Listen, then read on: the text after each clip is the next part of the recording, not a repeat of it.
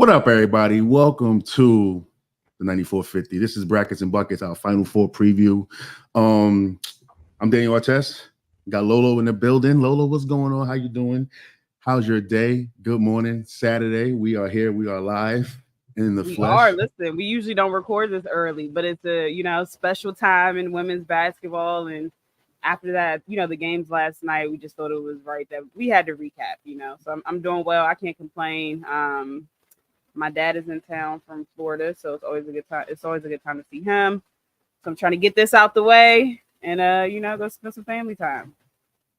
Yeah, that's what's up. Look at you, the resident daddy's girl. That's what's going on. I like that. Period. I like that, man. Period. I know if Pops is watching, how you doing? I hope all is well with you and everything and stuff. To everybody in Lauren's family watching, hello, my family. What's up? I know my son is watching. Eli. You know what I'm saying? What's up, Eli? What's up? Yeah. All right, so let's just get right into it. We already know why we're here. We had to recap those Final Four games from last night. And also we're going to preview the National Championship, and also we're going to do some predictions. So, South Carolina over NC State, 78-59. Now, South Carolina is heading back to the National Championship game for the second time in 3 years. This game was basically Camila Cardoso early, and then South Carolina dominates the third quarter, Lauren. That's basically what it is. They took control of that third quarter with a quick 10-1 run, and it was pretty much over after that. They held NC State to one made field goal and only 6 total points in that third quarter, and SC scored 29 points. I mean, South Carolina was locked in.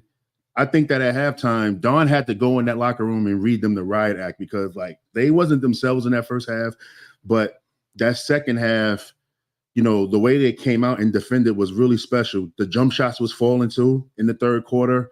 Once NC State went into that zone because they couldn't guard Camilla, it was over.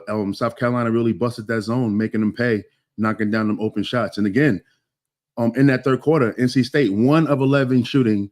They scored their last basket, their only basket of that quarter, with 7 minutes and 40 something seconds left in that third quarter. And then they was held out again. They took North Carolina State's guards out the game.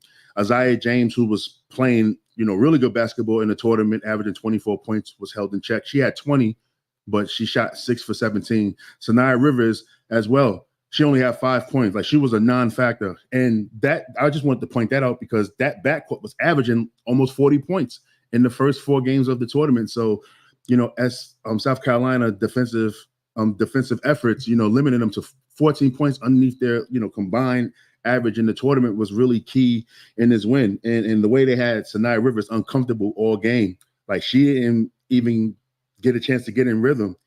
And, former South Carolina player, I know that she was playing against her teammates. I know they got love for her. Dawn got love for her, but they went at her. Raven Johnson went at her. 15 points, 3 steals, no turnovers. Just such high IQ from Raven's end, and just always making the right play. This was the really perfect third quarter that South Carolina could have played. They were struggling with keeping leads in some games in this tournament, but they really took advantage and everything. And now they moved on to the national championship. What's your thoughts, Laura? No, I mean, I agree with everything you said. I think that in order for NC State to make it competitive, they had to play the perfect game. And because South Carolina is just that stacked, and they didn't do that. Their guards, like you said, averaged over 40 points combined a game. And the shooting numbers are kind of what really stuck out to me. It was just staggering. The 3-point shooting, South Carolina was shooting 42% from 3, whereas North Carolina State was shooting, or NC State was shooting 26% from long distance. Also, even from the field, South Carolina was shooting 50% from the field compared to NC State's 32.3% from the field. So you can't win games when you're not hitting shots. And I think it's a testament of just how good South Carolina is defensively. All year, they've had the number 1 ranked defense. And I think that to kind of hold those guards to a limited amount of points, like you said, Sanaya Rivers, 5 turnovers, 5 points, shooting 2 for 11 from the field. You can't have one of your best players cannot have that kind of game. Isaiah James, although, like you said, she scored 20 points, she only made 6 shots all night. So they took out, and these guards are not mid guards or average guards. These are guards that can go on to play in the WNBA. You get what I'm saying? So the fact that South Carolina's swarming defense was able to, really disrupt them and get them out of rhythm, I think that's what won the game. And they had no, like you said, they had no answer for Cardoso in the paint. Ashley Watkins again was all over the place. She's just an energy type of player. She's the type of player that you want on your team. Grabbing 20 boards off the bench is absolutely insane. 5 of those boards were offensive rebounds. One thing I wanted to point out about Camilla is what I've noticed in this actually throughout the season, but it really was stamped yesterday, is she's getting better. And it's hard to get better during the season because you have so many things. You have school, you have practice, so you're not really working on like your individual game, right? As in the off season, you have time to work on the things that you actually need to work on. But what's impressing me the most is in the beginning of the year, she rushed a lot of her shots, which forced her to take bad angles at the basket. And yesterday she took her time. She got a feel for the defense and she simply just dominated. They sent multiple defenders and she literally just dominated them. It was like a grown ass woman playing against like kids out there. That's what it literally looked like. So, great game by the Gamecocks. I think, like you said, Don definitely got into them at halftime and they came out and showed why they are still 37-0. Yeah, I agree. I want to touch on Camilla because she was really dominant in that first half before that injury. She finished with 22 points, 11 rebounds. She shot 10 for 12. I think that's 83% if I can remember my math really good. But listen, she was killing River Baldwin. I know River Baldwin doing the charge thing and everything like that, but she's just too big and too strong in that paint and really good at running the floor in transition. Like she was beating guards. I think she gets out. She gets out. I think that's a really underrated part of her game. And that's what makes South Carolina dangerous on both ends because she can, run on offense, outrun the big on offense. And then if somebody tries to go on a fast break on the defensive end, she's right there with them and everything. I just thought that River Baldwin wasn't able to keep up with her. And I really just love how Camilla has been playing. Like these are her final days as a South Carolina Gamecock. And she's living in the moment. She's looking for that championship send-off. I mean, like the ball is in her court right now regarding like this national championship game, like how amazing, she is, right? And like, listen, you talk about Ashlyn Watkins, right? Like, I think that she is just a special talent, man. And before the game, Dawn Staley was talking to Holly Rowe, fan favorite Holly Rowe, and said that, Ashlyn had to be basically like Superwoman in this Final Four. And she didn't get off to a bad start. She came off the bench. All right. She had 8 points, 2 blocks, 20 rebounds, controlling the paint when Camilla was out because of that leg injury. Like she really held that fort down. And I think that she is the X factor, of South Carolina. 20 rebounds, the first player in 25 years to come off the bench to grab 20 rebounds is just crazy. And I honestly think that from an individual game standpoint, she's even better than what I've been seeing. I think that, Dawn has this type of hierarchy style of coaching where everybody waits their turn. So I'm really more excited to see Ashlyn next year when the reins is loose a little bit. Oh, absolutely. Yeah. She'll be able to show more of her skill set because they'll rely more on her for scoring than they do this year. But she's just scratching the surface. Like she's the player that you want on your team for sure. Yeah, I'm expecting like super growth in her game when she steps into this bigger role. Like she going to develop really great offensively to match that athleticism that she already has. Like she can already guard defensively 1 through 5. I think that she has a bright future in basketball. And I was really high on Letitia Mehier last year, and I think that her ceiling is even higher than hers. And I'm telling you, I was high on Letitia last year. Yeah. And this is how a dynasty comes about in college basketball. What Dawn is doing right now, this is how you build a dynasty. Now we know Gino, he built his dynasty by getting 5-star athletes, which is okay, cool. Not bad at all. That's cool. But what Dawn Staley does is just so dope with the player development. There's always a seamless transition between players when they're going out. When Camilla Cardoso goes out, they're getting, these freshmen that's coming in, Joyce Edwards, Ashlyn Watkins is going to be like the featured post player, her and Sanaya Fagan. You know, like is, and then we're going to see what they can really do. Right. You know, like I remember last year I was watching Sanaya Fagan play last year, and I was like, yeah, I see a little bit of glimpse of greatness in her game. And I was like, when, you know, Aliyah Boston, you know, moves on, you know, I thought that she was going to step into that role, not Aliyah Boston's role, but to a bigger role. But shoot, we didn't see. Well, I think I'm the only one that see Camila Cardoso coming. You know what I mean? Like I said last year, at this time last year, hey, she's going to be All-American next year. But even saying that, I didn't think she could even go past that level. You know, like first team All-American is crazy. Like I didn't like Camilla's great, man. And looking at Ashlyn, like she's going to step into that role as the lead post next year, and then we're going to see even more. Like I wouldn't even be surprised if she, you know, has an All-American type season or at least average a double-double. She's just dope. She's just dope to me.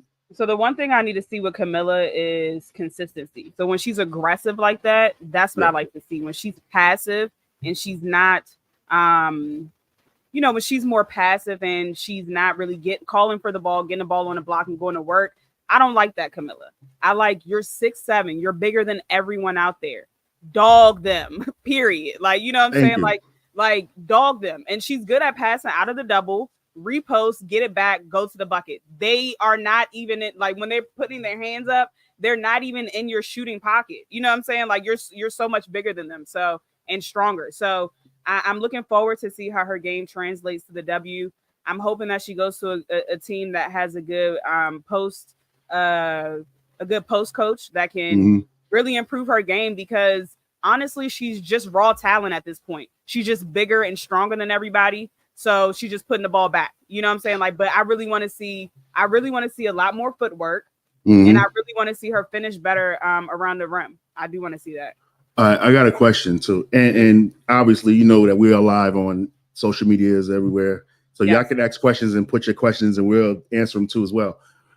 All right, so just now you having a more longer look at Camilla, and you're seeing how amazing she's playing in this tournament and stuff. And now regarding the draft, I'm starting to think that she's moving up.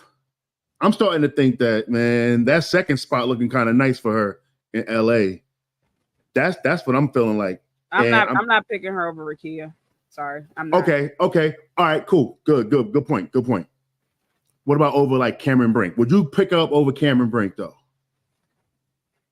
I think it depends. You're saying at 2 or for the Sparks, or just in general? Like in the draft in general. Like, do you see because Camilla at 6'7" and what she can do, like she's, like I said, she's just better than what I thought. Like I didn't see like this type of offensive output coming up. You know what I'm saying? Like she really worked on her game, and obviously she does have, you know, her flaws. I mean, it's going to be a learning curve because this is the W. There's no training camp. There's nothing like that.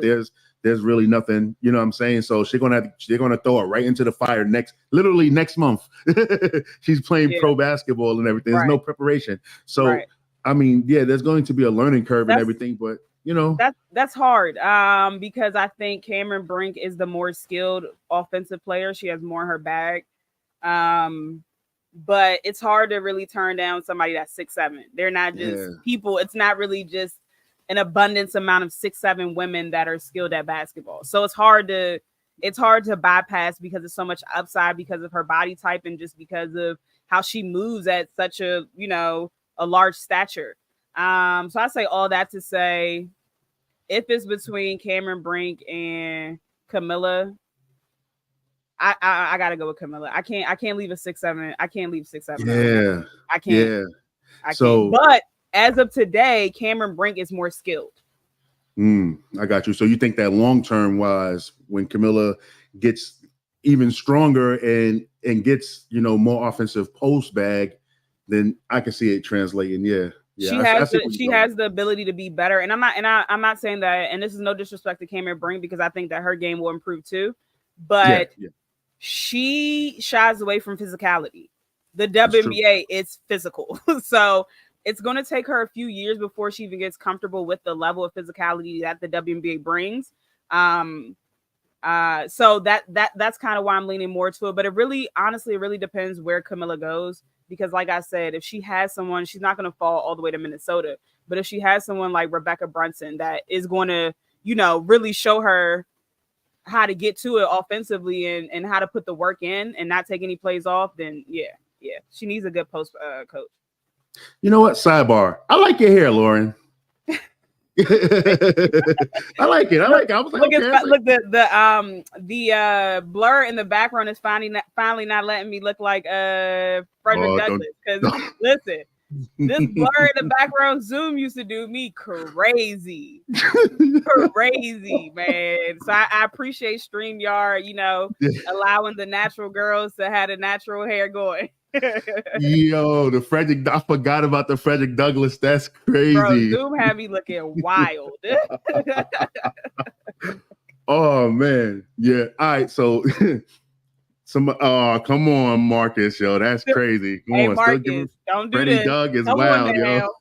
Come on, Marcus. I promise you don't want to do this. Yo, you know me. You don't want to do this, my friend. Oh man, yeah, chill.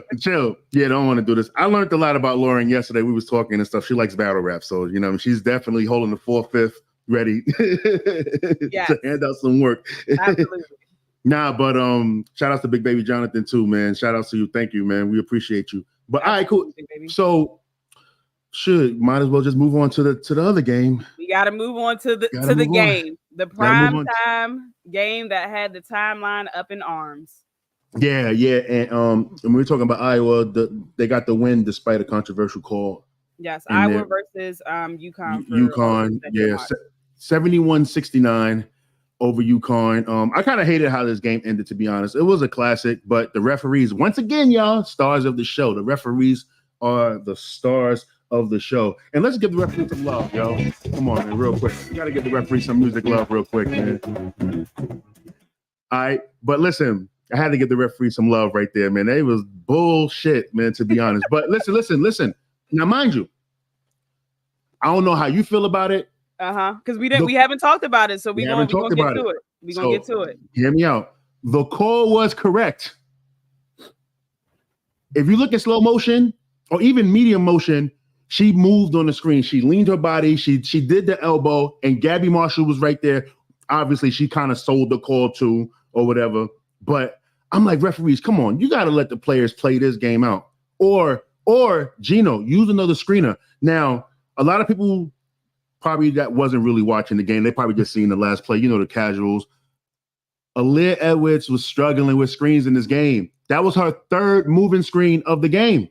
You know, maybe, and but the fan in me and talking, the fan, when you talk, the fan in you is going to say, yo, let the players decide the outcome of the game. And also this, Gino Auriemma calling that, that play action. Some people call it the Ricky screen. Some people say pistol, screen, rescreen. It's basketball. There's a lot of terminology in basketball, but I wouldn't have went with that play. Just my opinion. I wouldn't have gone with that play. Now, I'm not going to say, Gino, you was wrong. I'm not going to say that because he's the 11-time national champ. I would have just called the play that the refs can't possibly mess up. And that's 4-low, clear it out.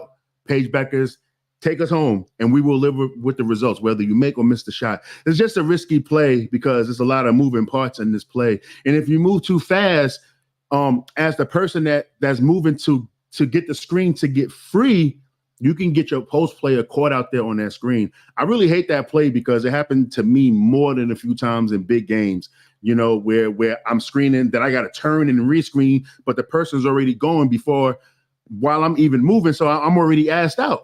You know what I'm saying? So, but other than that, though, it was a really good game. But Lauren, I want you to talk about just that part of the game first, because I do want to talk about the blame game, because there's some people I am going to blame, and then I want to also touch on Nika Mule and versus Caitlin Clark. So I want to break this part down. Into 3 sections and stuff like that. But so yes, the thing. I think the key part in what you said was when you slow it down. If we slow any film down, it's going to be a travel, it's going to be a double dribble, it's going to be a moving screen. So in real time is what I look at, because even in the men's game, if we slow a specific point of the game down, we're going to see something that's illegal. My issue is they were doing it on the other side, so call it consistently. That's my issue with it. And that's my first issue with it. My second issue is You cannot call that with the game on the line to go to the championship game. You just cannot. Like, you can't. You literally can't. Like, and it's frustrating to me because let these women play. They worked hard all year. Let them play. I agree with you with Gino. 39 years of coaching, so he clearly knows more than both of us combined when it comes to coaching. However, I'm putting the ball in Paige's hands. I'm putting the ball in Paige's hands, and I'm clearing out. Everyone get out the way. I'm clearing out. Like, I feel like it was multiple points in the game where it was no adjustments by Gino. Like, in regards to multiple things, which we'll get to later, but specifically with putting the ball in Paige's hands and just clearing out, like especially in the first half before they kind of switch the defenses up and stuff like that. So again, Gabby Marshall sold it, definitely flopped. Terrible time to call that with 5 to 8 seconds left with the game on the line. Mm-hmm. Let them play, let them finish it out. I hated the call, but again, the referees have been awful literally all tournament. So, and that was a WNBA ref that made that call. WNBA ref made that call. It's crazy. I'm not shocked because they're ass in the WNBA too. So it's not shocking to me, right? It's not shocking. It's disappointing though, because the whole world is watching and y'all want to be the superstars so bad. Like y'all want to be it so bad. Like, and y'all not. So it's just it's disgusting. It makes people wonder, like, is this shit really rigged? Right?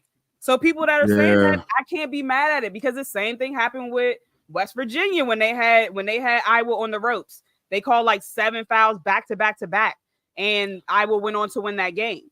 And for me, I'm not going to play the not rigged game, but it looks bad. It looks really bad because it's obvious that the powers that be want Caitlin Clark to get to the championship game. Yeah. She's bringing more viewers. She's bringing different people that never watched the women's game to watch. So even if that's the goal because they're making money from it, at least be discreet. Like, come on. Like, you got to be discreet with it. Not this blatant, Yeah. But, it's Prize Picks, FanDuel, all these other crazy betting stuff. Like, it does make it look bad, to be honest. I try to stay away from that. You know what I mean? I kind of think that, basketball is still a pure sport and everything. But like with the betting, it's so much bread being involved. It's like that. Look, the outcome affects a lot of people's livelihoods now. People really betting for their rent right now. It's crazy. Yeah. It's insane and stuff. Like I don't bet. I have not done it. I don't think I will do it because I know My name is Lauren and I am a sports bettor. That's crazy, yo. Yo, man. Hey, listen, get your bag, man, okay? Get your bag. You probably won yesterday too, so you should be happy. I ain't bet yesterday. Oh, okay. Yeah. Shout out to the bettors though. Yeah, but like it does. Yeah, it makes it look bad, like you said. It does. But also like I do want to play the blame game real quick. I think that it's multiple parts of the blame that has to be on certain people. Obviously, it's the refs. They made some questionable decisions, right? Absolutely. Like the offensive foul on Caitlin Clark was not called when she was at the foul line and she dipped her shoulder and then did the step back and she made the shot. That was an offensive foul. The phantom call. I think Aaliyah Edwards got called for a foul when I think it was Kate Martin that went up. She didn't get fouled. She just went up with her body looking for contact and she didn't find it, and they called the foul. Yep. She didn't get fouled as well. But also, UConn has to take responsibility for losing this lead. They was up 12. Yeah. Caitlin Clark was in ADX. ADX is a maximum prison in Colorado. The Unabomber's there. All the people that lived through 9/11, they're there too as well.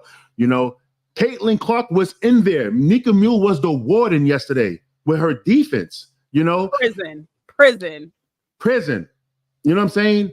But they allowed the others to stay within reach. You cannot lose a 12-point lead in this situation, okay? And I'm going to blame Paige Beckers and I'm going to blame Aaliyah Edwards as well. They weren't themselves. Paige Beckers did not take advantage of the moment to be who we know who she is. She was making some weird mistakes. Like she had like weird turnovers here and there. She wasn't really assertive. And maybe it's fatigue. Maybe it was Gabby Marshall's defense, which is very underrated in this game too as well. But I was not happy with Paige Beckers playing the way that she did. And for Aaliyah Edwards, You let Hannah Stokey outplay you. Now I'm high on Hannah Stokey, right? But you let Hannah Stokey outplay you, out hustled you. She outquicked you all game long. Mm-hmm. I was surprised because I thought that Aaliyah Edwards was going to win this matchup convincingly, and because we know Hannah was struggling, and Aaliyah Edwards is pretty damn good. She's probably going to be the number 5th pick in this draft. Right. But Hannah took her game, a sophomore, took her game to another level. She had 23 points on 9 of 12 shooting. She was in the paint. She was battling. You know, she stayed out of foul trouble too. So thank God she stayed out of foul trouble. She was really good. And now I see people on Twitter were saying like, yo, she plays very dirty and everything, right? Okay. And dirty? So what? Yeah. She do some stuff that's questionable sometimes. Sometimes she do some stuff that's definitely questionable, right? But listen, I don't care if somebody plays dirty at the end of the day. This is high level basketball. This is win or go home basketball. And sometimes shit happens, right? Sometimes it happens. You don't get to this basketball by being nice. I'm sorry. You got to have an asshole quality in you all the time. You know, I don't think that's how Draymond Green plays basketball for the last 15 years. You know, you may hate it, but people love it and it wins championships sometimes, you know? So if y'all thinking that Hannah Stokey, of all people playing dirty, is wild anyway, you know? No, Hannah Stokey was just busting Aaliyah Edwards' ass. Let's just be honest. Let's just be honest, okay? Aaliyah, ran into a buzzsaw in a sophomore. Simple as that, But this game was dope, and I just want to know, your thoughts. Like, if you have anybody that you want to blame before we move on to the next part of this game. This is the thing. Paige is the best player on the team, so Heavy is the head that wears the crown, right? So most of the blame is going to go on her. She scored 17 points from 17 shots, 7 of 17 from the field. But what stood out to me the most about Paige was 2 things. First thing being, she didn't go to the free throw line at all. She typically at least averages 4 attempts a game. So that shows in the tournament alone. So that shows me right there, number one, you weren't aggressive enough. That's number one. And you weren't aggressive enough in terms of getting to the cup. And number 2, maybe the refs were letting them play a little more, so they weren't calling the fouls. Okay, maybe that's it. My thing is, she was too passive. You are the best player on the team. You cannot be that passive. And yes, like Danielle said, maybe it's because she was tired, because once you're playing 40 minutes a game, multiple games like that she's been playing, eventually it gets to you on top of nerves, on top of whatever the case may be, right? She knows all eyes are on her. But I would like to have seen Gino call up a little bit more plays for her. Why not get her and Aaliyah Edwards in a pick and roll? Why not, just get her in different actions where she's getting her hands on the ball more? It was too many possessions where she did not touch the ball at all. That should not happen ever, ever. Like, she's that good of a player. I also didn't like the part that she was not posting Gabby Marshall up. She's 5'9". Paige is 6 feet. It's a mouse in the house. Like, you have to post her up and take her. The worst thing that's going to happen is they're going to call a foul, get to the free throw line, and shoot your free throws. Make your free throws, right? And when she scored, when she posted up, she did score. Exactly. Why are we going away from that? Why are we going away from that? Like, I just feel like Gino, again, 39 years, 11 championships. He's a great coach. I just feel like in the second half, I was Coach Lisa, made more adjustments. Why not? You know what I'm saying? Like, it's just different things that could have been adjusted, like that he didn't do. You know what I'm saying? And I just couldn't understand that. Like you said, Aaliyah Edwards, she did make a couple of timely buckets in the fourth quarter that kept them in there. She knocked down the mid-range. I love that. But still, Hannah Stokey should not be cooking her like that. I'm sorry. Like, I was just telling you the other day, are you sure that Hannah is an All-American next year? Right? Yes. And again, I'm not, she stepped up when her team needed her. But like I told you through text message, I'm not impressed. I want to see her do this next year when you don't have a transcendent guard on your team. That's true. Caitlin Clark is so good. All 5 players' eyes are on her at all times, right? So the others have open opportunities that they're probably not going to get next year. So And Caitlin's so good. Not only does she command everyone's attention, but she's so good at passing the ball where her teammates should be that it's an easy layup. You're a D1 college athlete. You should be hitting your layups. So yes, I'm happy, Hannah, that you stepped up and hit layups, but it's still not enough for me to say she's going to be an All-American. I got to see more. Before I hand it back over to you, Nika Mule, I'm sorry because I was not familiar with your game. Like, I knew your game, but I didn't know your game was like that, okay? Nika literally was chasing Caitlin Clark out to the parking lot. I don't know anything in Cleveland. I don't know anything about Cleveland, but I don't know how close they were to where the Cavs play. But she was all the way out there with it. Like, she was absolutely strapping Caitlin and Nika in her head. Caitlin was pissed. Oh, yeah. So, hold on. So my thing is, Caitlin shot 7 threes in the first half, didn't knock down one because of how feisty, how swarming, how 94 feet Nika's getting into a stance and absolutely strapping her. Had her in prison, had her in jail, had her in a baby's playpen. Okay, she was getting strapped. And so I love that, especially after playing 40 minutes. Like, the whole game, like, on her is absolutely insane. And she ended up hitting one of the biggest shots of the game, step back to hit the three to make it a closer game or whatever. So I think that it was a great game by Nika. I think she figured out what every WNBA player has been saying about Caitlin Clark. When she goes to the left, she's going to shoot the ball. She's going to shoot the long three. When she goes to the right, she's looking to go to the cup or pass the ball, off the dribble. And the game plan for that, the defensive game plan was flawless. Like, flawless. So I got to give Gino and Nika credit, man, because she even got hurt. You could tell that Caitlin started going off I would say towards like the beginning of the fourth quarter, into the third quarter, and that's right when Nika got hurt. She didn't really start getting her points until Nika hurt her leg and then came back in the game, if we're keeping it a buck, right? So Nika was absolutely strapping her, and I have nothing bad to say. I mean, she did what she had to do. I have nothing bad to say about her. Man, I like you said, like she had Caitlin in prison. Like I had that I enjoyed that matchup pretty much, man. Biggie's defensive player of the year, making Caitlin work to get open, had Caitlin frustrated and indecisive and stuff. Like Caitlin's so used to, going for the gusto with the 3-pointers and getting 30 and everything. It was like, nah, not today, sister. I might have to turn on Orange is the New Black intro because shit, she was in that prison too. Litchfield, she was there too. She was in the other Netflix prison show with the woman and everything, man. She was in every single prison that you can name. She was there. You know what I mean? Nika, just like you said, chasing out to the parking lot, like, listen, I want to talk to you about Jesus Christ. I want to talk to you about your extended warranty on your car insurance. Like, she was everywhere, yo. You know what I mean? She was, man. I enjoyed that defensive work, right? But you think that game yesterday, and honestly, in the tournament, she's been guarding the best players, right? So the best perimeter players, even had time guarding Juju.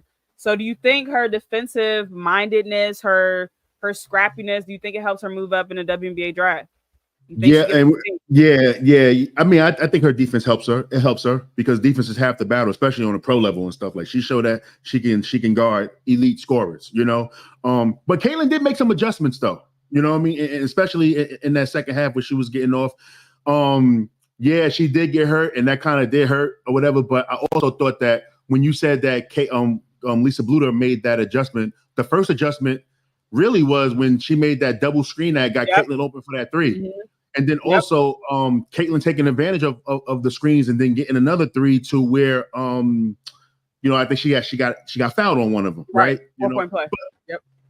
Caitlin still finished with 21 points. Obviously, she took 18 shots. I thought she took more shots. She looked like she didn't take 18 shots. I thought that she took 28 shots. But she had 9 rebounds and she had 7 assists. Now, having said all that about Caitlin, right? I want to say something to all the fans listening real quick, right? Because like you said, I'm seeing a lot of tweets about how Caitlin will be defended in the W, right? And I think that it won't happen like that in the W as far as defense. It's different from college where you could key in on one player like that. You can key in on Caitlin Clark in college. You can key in on Paige Beckers in college. Because why? the other players surrounding them are not the best players on planet Earth when it comes to professional basketball.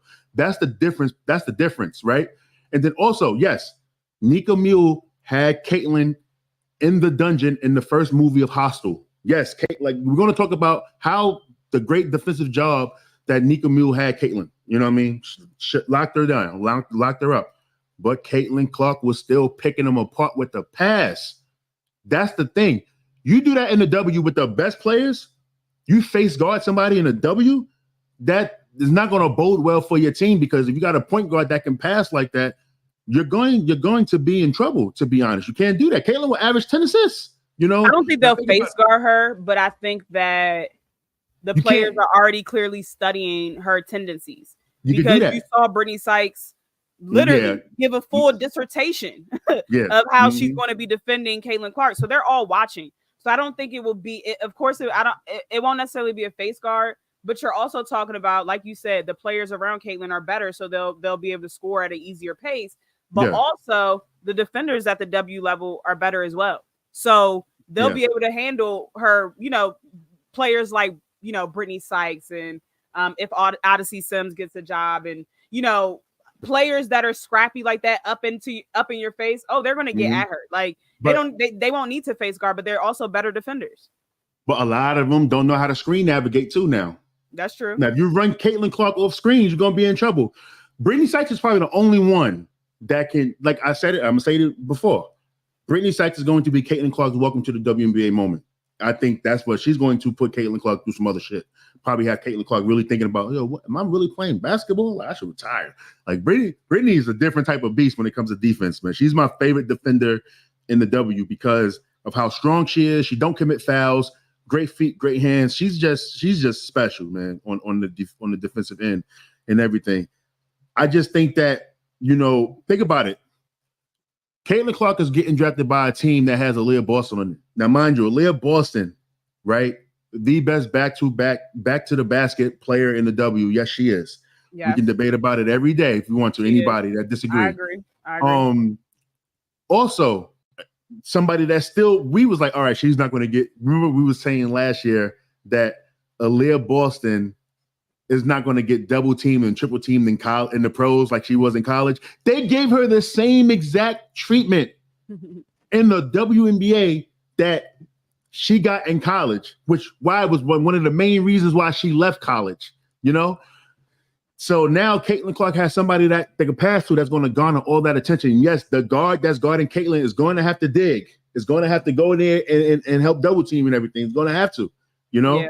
So it's not going to be that as crazy as it is because it's more wide open, and I think just even simply making the adjustment of, hey, knowing that she is going to shoot when she goes to her left and drive when she goes to her right. Yeah. Little things like that is going to upset her because she's not going to have time to work on those aspects of her game between now and next month.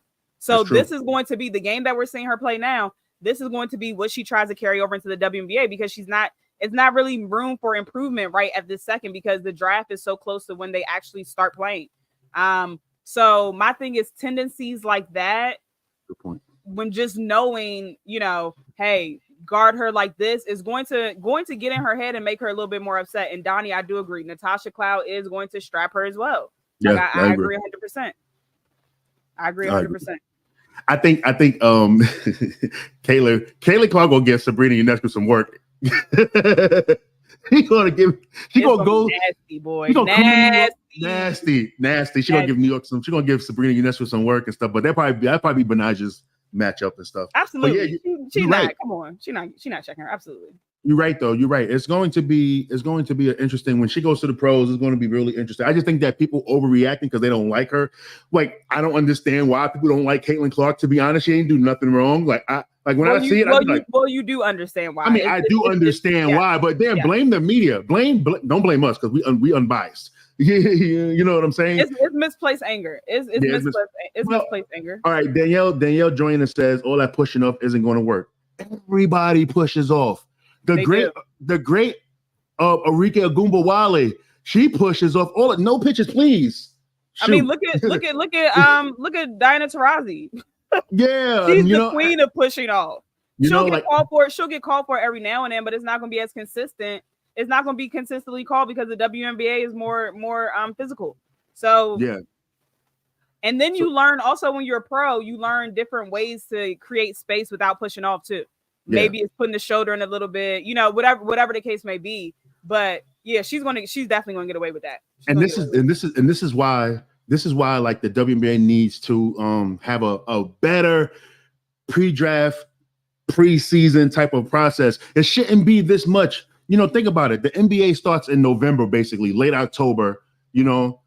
And then the draft is in June. They got all this time to work on their skills and stuff. Like that's why I don't like when it's rare to see a player like Aaliyah Boston, Ryan Howard. That was like the last since I've been covering it. That's the one that came through seamlessly, which is why I think Rakia Jackson is. Look, the only thing I'm gonna say, Ryan Howard did, but she struggled in what was the playoffs? Yeah. Seamless to me is your rookie season, your game translating to the next level, and you playing at an all-star level, like my favorite player, Candace Parker. All right, and Aaliyah Boston too as well. I would agree. Aaliyah Boston did have a very seamless transition. I agree. Yeah, and no, I'm not saying that you hate. I'm not saying that you hate Caitlin, and you're right too. The media, it's all media. Everything is all media driven because it's the money. I kind of feel like if we switched our format of how we podcast, what I'm saying, we'd probably be like, yo. We get a lot of love too, or whatever like that. Like, I always say that we're the most unbiased, and being unbiased actually hurts us because we're Switzerland to everybody. We appreciate every single player that walked through these doors, every single player, no matter who it is. We appreciate every player that walks through these doors. It doesn't matter if you're black, white, blue, purple, or whatever. But the media, they have to be better. But at the same time, I also understand that, that's what gets the money. You know what I'm saying? So think about it, Danielle, right?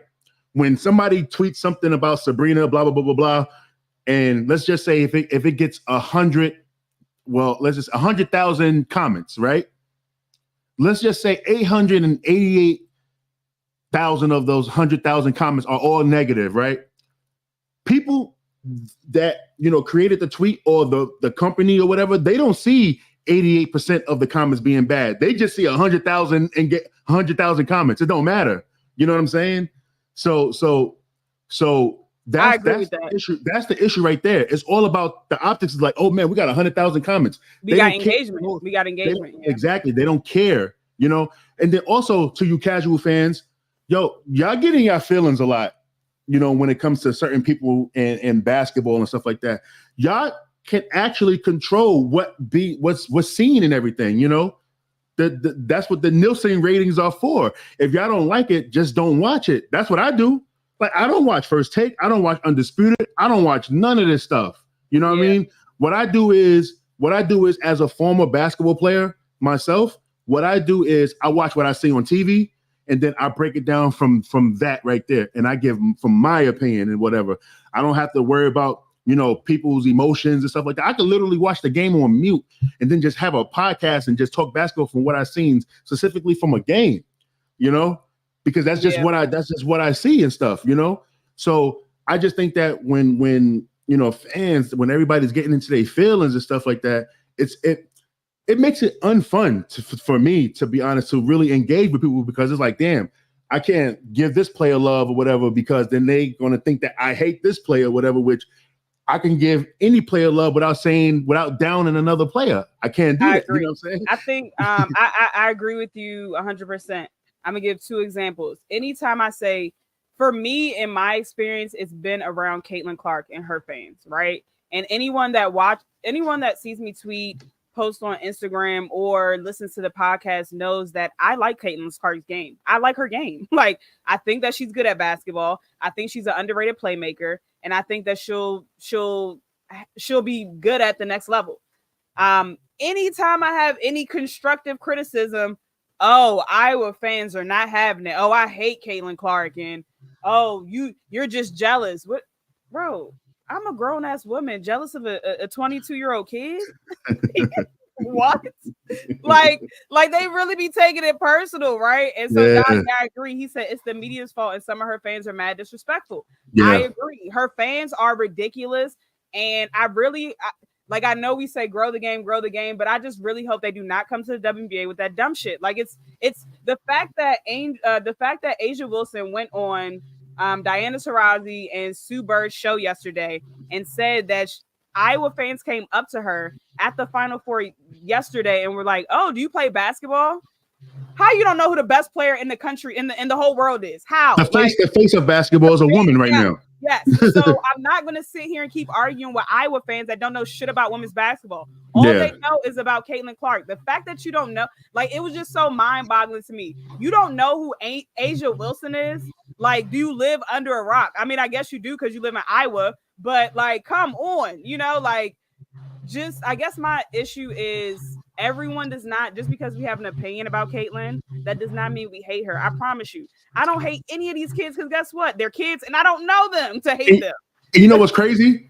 I'm surprised they don't come at us when we be critical of Angel Reese. We will literally say, Angel Reese is going to struggle in the WNBA. Angel Reese is, like, as great as she is in college, she's not going to be that type of person in the WNBA because she can't shoot. She don't have a dribble move or whatever like that, or a post move. You know what I'm saying? Everything is bully ball. You know what I mean? Even I said it on a podcast recently that Camila Cardoso is the better player, is going to have the better career than Angel Reese. Why nobody's coming at me? Come at me for that. You know what I'm saying? Come on. I say it all. Every time we talk basketball about LSU, we criticize Angel Reese's game. Every time. Every single time. To the point where we like Angel Reese now because we lowered our expectations of her. Lauren brought it up. Lauren said, you know what it is? Maybe it's our fault. Maybe our expectations is too high. Let's lower them. Right.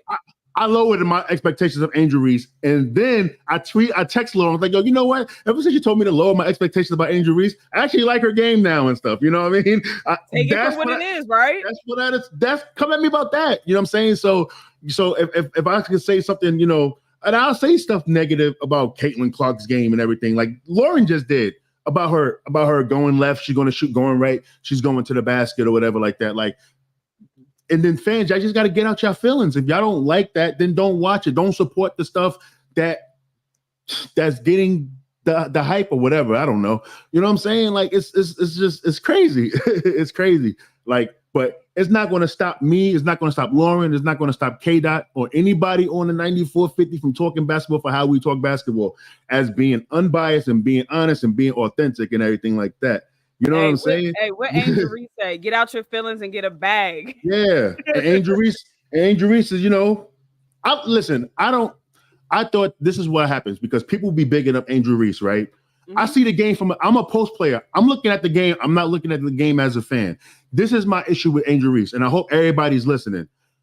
I don't judge Angel Reese on any other games but the main games. When she plays against SC, when she plays against WNBA level defense, that's when I judge Angel Reese. I don't care about anything she did on the non-conference schedule. Agreed. I don't care what she did about teams in the top 25, because let's just be honest, a lot of these teams in the top 25 don't play WNBA level defense. They don't really have a lot of WNBA level players. You know what I'm saying? Angel Reese, what I've noticed is last year when Angel Reese went up against Aaliyah Boston, and Aaliyah Boston stifled that whole thing until the fourth quarter when Aaliyah Boston sat down, and then Angel Reese started doing her thing against Victoria Saxton. House in the house. Angel Reese has 4 points up until that point. That's when I realized, I'm like, all right, she's going to struggle in the pros. She struggled against Aaliyah. Oh, she's going to struggle against the pros. She struggled against Camila Cardoso. She even struggled, even though the girl fouled out and she waved her bye-bye, she struggles against height. I'm telling y'all, look it up. And that's I agree with you. That's been my only criticism of, other than her offensive bag being stinky. But other than that, that's been my thing. Like, people, she got all these double doubles. Great. But you're playing church league teams. You should have all these double doubles. I'm judging you on based on how you play against, like you said, WNBA player or quality players. Like the names that you, literally the names that you just said. So I wasn't impressed with all the double doubles. I wasn't impressed with the highlights and her just being bigger and stronger than people, because all that's out the window when you go to the next level. Yeah. These are women. Some of these women have had children. It's a different level of strength, I've been told by multiple WNBA players, going up against women that have had children. You know what I'm saying? These women, you have to realize it's only 144 spots in the W. Yeah. Right. These women are fighting for their lives. Okay. Like, they are fighting to put food on the table for their families. They're fighting for a spot because it's so It's so limited amount of spots that are in the W. So we're being hard on her because we want to see her do well, but the display of like her being able to play at the next level just hasn't been there in our opinion. And that's what's crazy? Like, you know what just popped into my head? What? Regarding Caitlin Clark too. Yeah. It popped into my head. We always talk about like every year, even on the men's side, right? There's always like this college darling and everything, right? But then when they get to the league, they don't really be that. They don't really be that. Like it took JJ Redick a long time to be a serviceable. It took him years to be. I think the second half of his career, he became a serviceable NBA player and stuff like that. Yo, maybe Caitlin might struggle like that.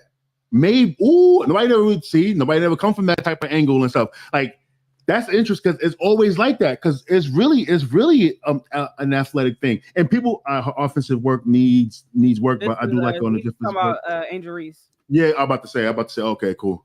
Angel Reese plays defense, great passer. She can run. She's very athletic. I just feel like hopefully her offensive game catches up. And now that I'm glad that she's going to the pros and stuff, now she's going to have to listen. She's not the big person on campus anymore. You know what I mean? She's going to have to start over and everything, you know, and it's going to humble her a little bit. It's going to humble a lot. Every rookie, you know, is going to be humbled and stuff. Like even when my brother went through it, he went through the transition and stuff from going to college and going to the league. Now, you know, granted, he was 6'7", like 240, so he had the strength to, but it's still a learning curve. Right. You know, with basketball, and it's going to be even worse in the W because you don't have time to prepare. There's no time to prepare. Nope.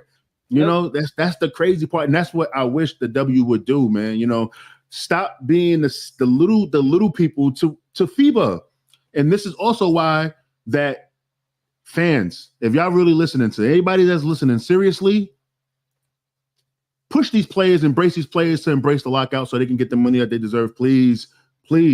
That's the only way it's going to work. Players, if you listening,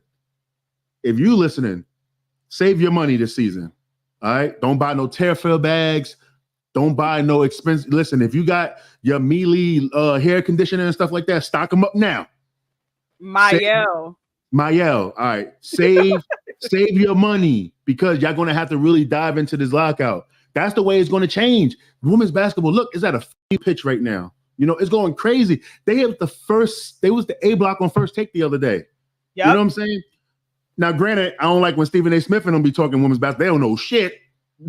But, you know what I'm saying? They was the first block on the A block on First Take. Women's basketball is finally here. But the only way it's going to grow more is that they're going to have to sacrifice that bag and stuff, man.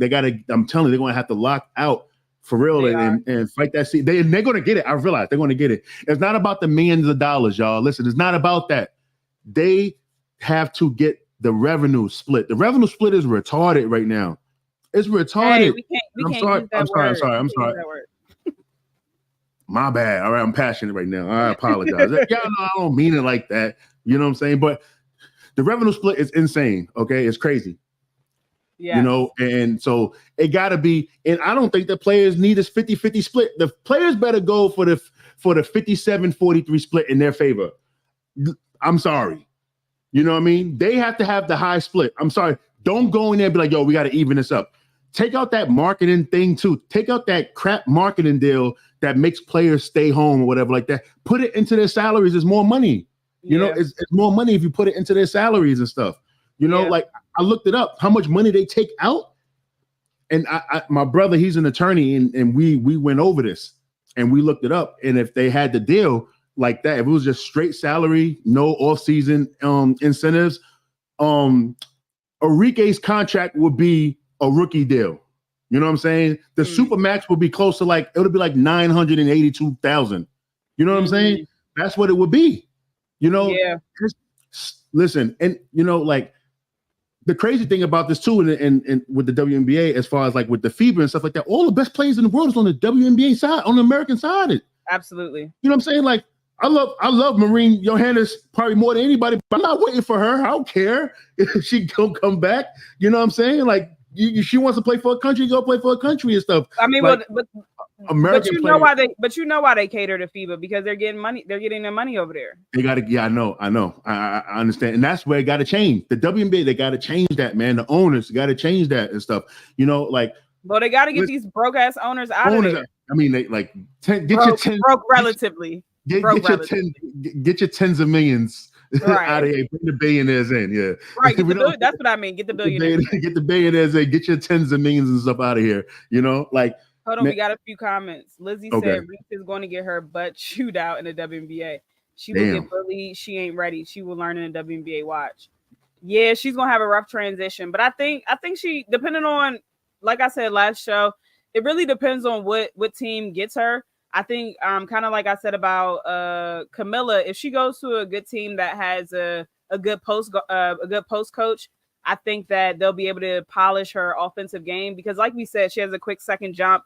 She has good hands. She's active around the rim on defense. She's a pretty decent defender. It's just her offensive game. They're going to leave her wide open. They're literally going to leave her wide open in the mid range, and she can't knock down a shot. We've seen that all year. Lizzie also said, it's about time women's basketball is on top. It's been years of great ball players in every state year after year, which is true. I agree. I love that women's basketball is getting all of this notoriety. It's just kind of annoying because of the fans, the new fans. But I'm trying to learn to ignore them and just give them grace. It's annoying because I've been watching since '97 when it first started. Like, I remember my aunt would take me to the games as a little girl. You know, so I'm not new to this. So it's annoying when you hear people say what they say. But you know, that's a part of growing a game, right? I'm sure the NBA went through this as well. Yeah. And shout out to Lizzie. Me and Lizzie goes back since the 90s. She played basketball too as well. Really good basketball player. That's my thun right there, man. You know what I'm saying? Like Lizzie actually she should come on podcasts with us all the time and talk hoops too as well. She'd be playing and everything. Come on back. Yeah, Lizzie, you're gonna have to come back up now. Come on. You know, she she needs to stop playing. That's Lizzie right there. But we didn't even preview the game, the national championship, man. Yeah, we getting into that now. That's what we ending with, right? I know I got to say something about Diana Taurasi before we get out of here, but yeah. You want to do that? National game? No, let's talk about the national game. All right, cool. All right, cool. So let's talk about the national championship. The rematch of last year's Final Four is here. Now it's playing for all the marbles, and this is what we wanted as fans, as hoop heads, and yes, even you casuals, yo. Sound like a commercial right there. Now we got the matchup though, man, that we all wanted: Iowa versus South Carolina for the natty. And this right here, I think that this should be a good game. South Carolina has demons to exercise by losing in that Final Four to Iowa last year. Iowa has its own demons to exercise as well. They lost in this exact game last year. So referees, mind your business. Let them play it out. You know, I'm really hoping this game is a classic. I'm hoping this game has the most viewership like LSU versus Iowa. I hope it breaks records, you know, for real. I'm just excited to just be here with you, Lauren. You know what I mean? With everybody in the comment, everybody that's watching and everything. So I want you to set it off. I want you to set it off, because as what Opinionated MJ just said, South Carolina versus Iowa is going to be a movie for real. I agree. I don't eat popcorn, but get your smart food popcorn ready. No, I agree. I think don't that go to sleep. Listen, I think that the LSU Iowa game last week, I think that game broke all kind of records for viewership. But this one right here, this is that game. This is the Gamecocks' opportunity to become the 10th undefeated team in national, in the women's history. Whereas on the Iowa side, Caitlin Clark is looking to cement her college career as one of the best to ever do it. And you know, it's been a lot of debates and discourse about does Caitlin need one to be in the conversation of greatest of all time for college athletes, right? Or women's college basketball. And so I think that it's pressure on both sides. I think that when you're an undefeated team, because South Carolina has been here before, it happened in the Final Four, but they were undefeated and then lost. So even though this is a completely different team, I think that that's always in the back of the mind, especially Dawn Staley's mind, right? Mm-hmm. I saw a stat that was kind of crazy. In the last 3 seasons, the Gamecocks are 108-3. I was like, bro, I mean, clearly if they're undefeated this year, yes, but That is an insane three-year run, like absolutely insane. So It's UConn-esque. Right, very UConn-esque, right? So Geno Staley. Right. That's crazy. Hey, I'm sorry. Look, to set the stage, we have South Carolina with the number one ranked defense in the country, and then we have Iowa with the number one ranked offense in the country. So it's going to be a good game. Few of the things that I'm looking at is for South Carolina, the advantages are the advantages that they have had all year. Camilla in the paint, she's averaging 14 points a game, 9 rebounds and 2.5 blocks, shooting 58% from the field. And then secondly, just how deep their bench is. We know that the 4 to 5 players that come off the bench can probably start anywhere else in the country. Like we said before in the last podcast, they're averaging 34 points a game. So I think those are the advantages for South Carolina. I think, in my opinion, the only outside of having Caitlin Clark, the other advantage for Iowa would just be their ability to get to the free throw line. South Carolina isn't a great free throw shooting team. They only shoot 69% from free throw line, and they get there very infrequently. Whereas, like yesterday, I think they only got there 4 total times. They shot 4 total free throws yesterday. On the other hand, Iowa is one of the nation's better teams at getting to the free throw line and making their shots. So I think that becomes important. Definitely, if Iowa is able to keep it close down the stretch, it becomes important because if you go to the cup, get the free throw, you got to be able to knock down those shots. I just think that one more thing that Iowa has to kind of hang their hat on is South Carolina has been known to blow double-digit leads. They don't lose the game, but they allow teams to come back. And so they have to be disciplined the whole 40 minutes and not take their foot off the gas. I'm just excited. I think it's going to be a very good game. I mean, it looks a lot different than last year because it's a whole new, pretty much starting 5 for South Carolina, but also even on Iowa side, they don't have what's the girl that was in the middle? Monica Cesano. Yep, Monica Cesano, and she was a big presence in the paint for them. Mm-hmm. So they have Hannah Stolke, who isn't quite, Monica at all. But we'll see what kind of game Hannah comes out with. But I think it'll be a good game. What would you say are the keys for South Carolina to win, and then also the keys for Iowa to win? Well, I have it a little bit different. I have Iowa has the fact on their side, because they beat South Carolina last year. Like they can say that, hey, under our belt, we gave them one of those 3 losses out of those last 111 games. We gave them one of those and sent them home. So in a sense, Iowa was probably thinking like, yo, South Carolina can be beat. They was undefeated at this time last year too as well. And they had Aaliyah Boston, Bree Bill, Letitia Meeher, Zaya Cook, and I know I'm missing somebody else. And then Caitlin Clark also, that last time she played against them, 41 points, and then when they doubled her, what'd she do? Monica Cesano had a great game too because of the pass. Like we talked about earlier, Caitlin Clark will get you with the pass and stuff. So, But guess what? The main difference is number 1 defense now. Yeah, that's true too. And there's also this too, because I was like, I want to see what Dawn Staley has up her sleeve in this game, right? But I already know what she has up her sleeve. Last year, Iowa was like, hey, take the shots. We seen the wave, we seen the wave that made Raven Johnson into a shooter, which she has demons to exercise as well. Man. And I know that she wants this matchup too. Iowa cannot defend that way this season. We already know that. This is a totally different South Carolina team. They can shoot now. They're more athletic now. They're a deeper team. Their defense is 40 minutes. And they just physically wear your ass down over those 40 minutes too, right? Listen, Lauren, they're in a rebuilding year and they're undefeated. They lost 5 starters, and they're back at this point undefeated again, which is wild crazy. And but for Iowa, masterclass. Definitely. But Iowa, what gives Iowa a fighting chance? I'm gonna say a fighting chance is that they flat out run the ball. As great as shape as South Carolina in Iowa, I think Iowa's in better shape. They move well without the ball. They have a lot of speed. They're quick too as well. Caitlin Clark, right? She's so heliocentric. For anybody that's listening at it that don't know what heliocentric means, that means that the offense or anything revolves around you. You know what I'm saying? Like if you're the mom of the house, you're heliocentric because everything revolves around the mom As or it whatever. should. Yeah. But for the heliocentric style that Caitlin Clark plays with, right? She's very unselfish. You know, she's going to pass to the open player. And you said it, best passer, long distance passer since Sue Bird. You know, and also Iowa players is peaking right now, right? You know, at the right time. We see what Hannah did the other day. We see Gabby Marshall hooping. We see Kate Martin hooping, and also the other girl, Affolter. You know, she's been doing her thing since I forgot her name, but the player, she went down though.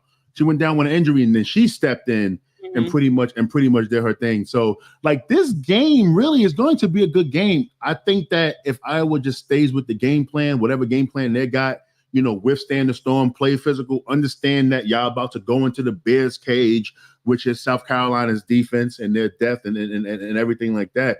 Like, you know, I'm away from my prediction and stuff like that, but I think that is going to be a way better game than what it is. And I think that also South Carolina is not going to defend Caitlin Clark the way that UConn did, because UConn had to, but I don't think that's done. Dawn Staley, one thing about her, she's not going to change. You know what I'm saying? Like, no matter what she is, she's not going to change. She's going to rely on her defense.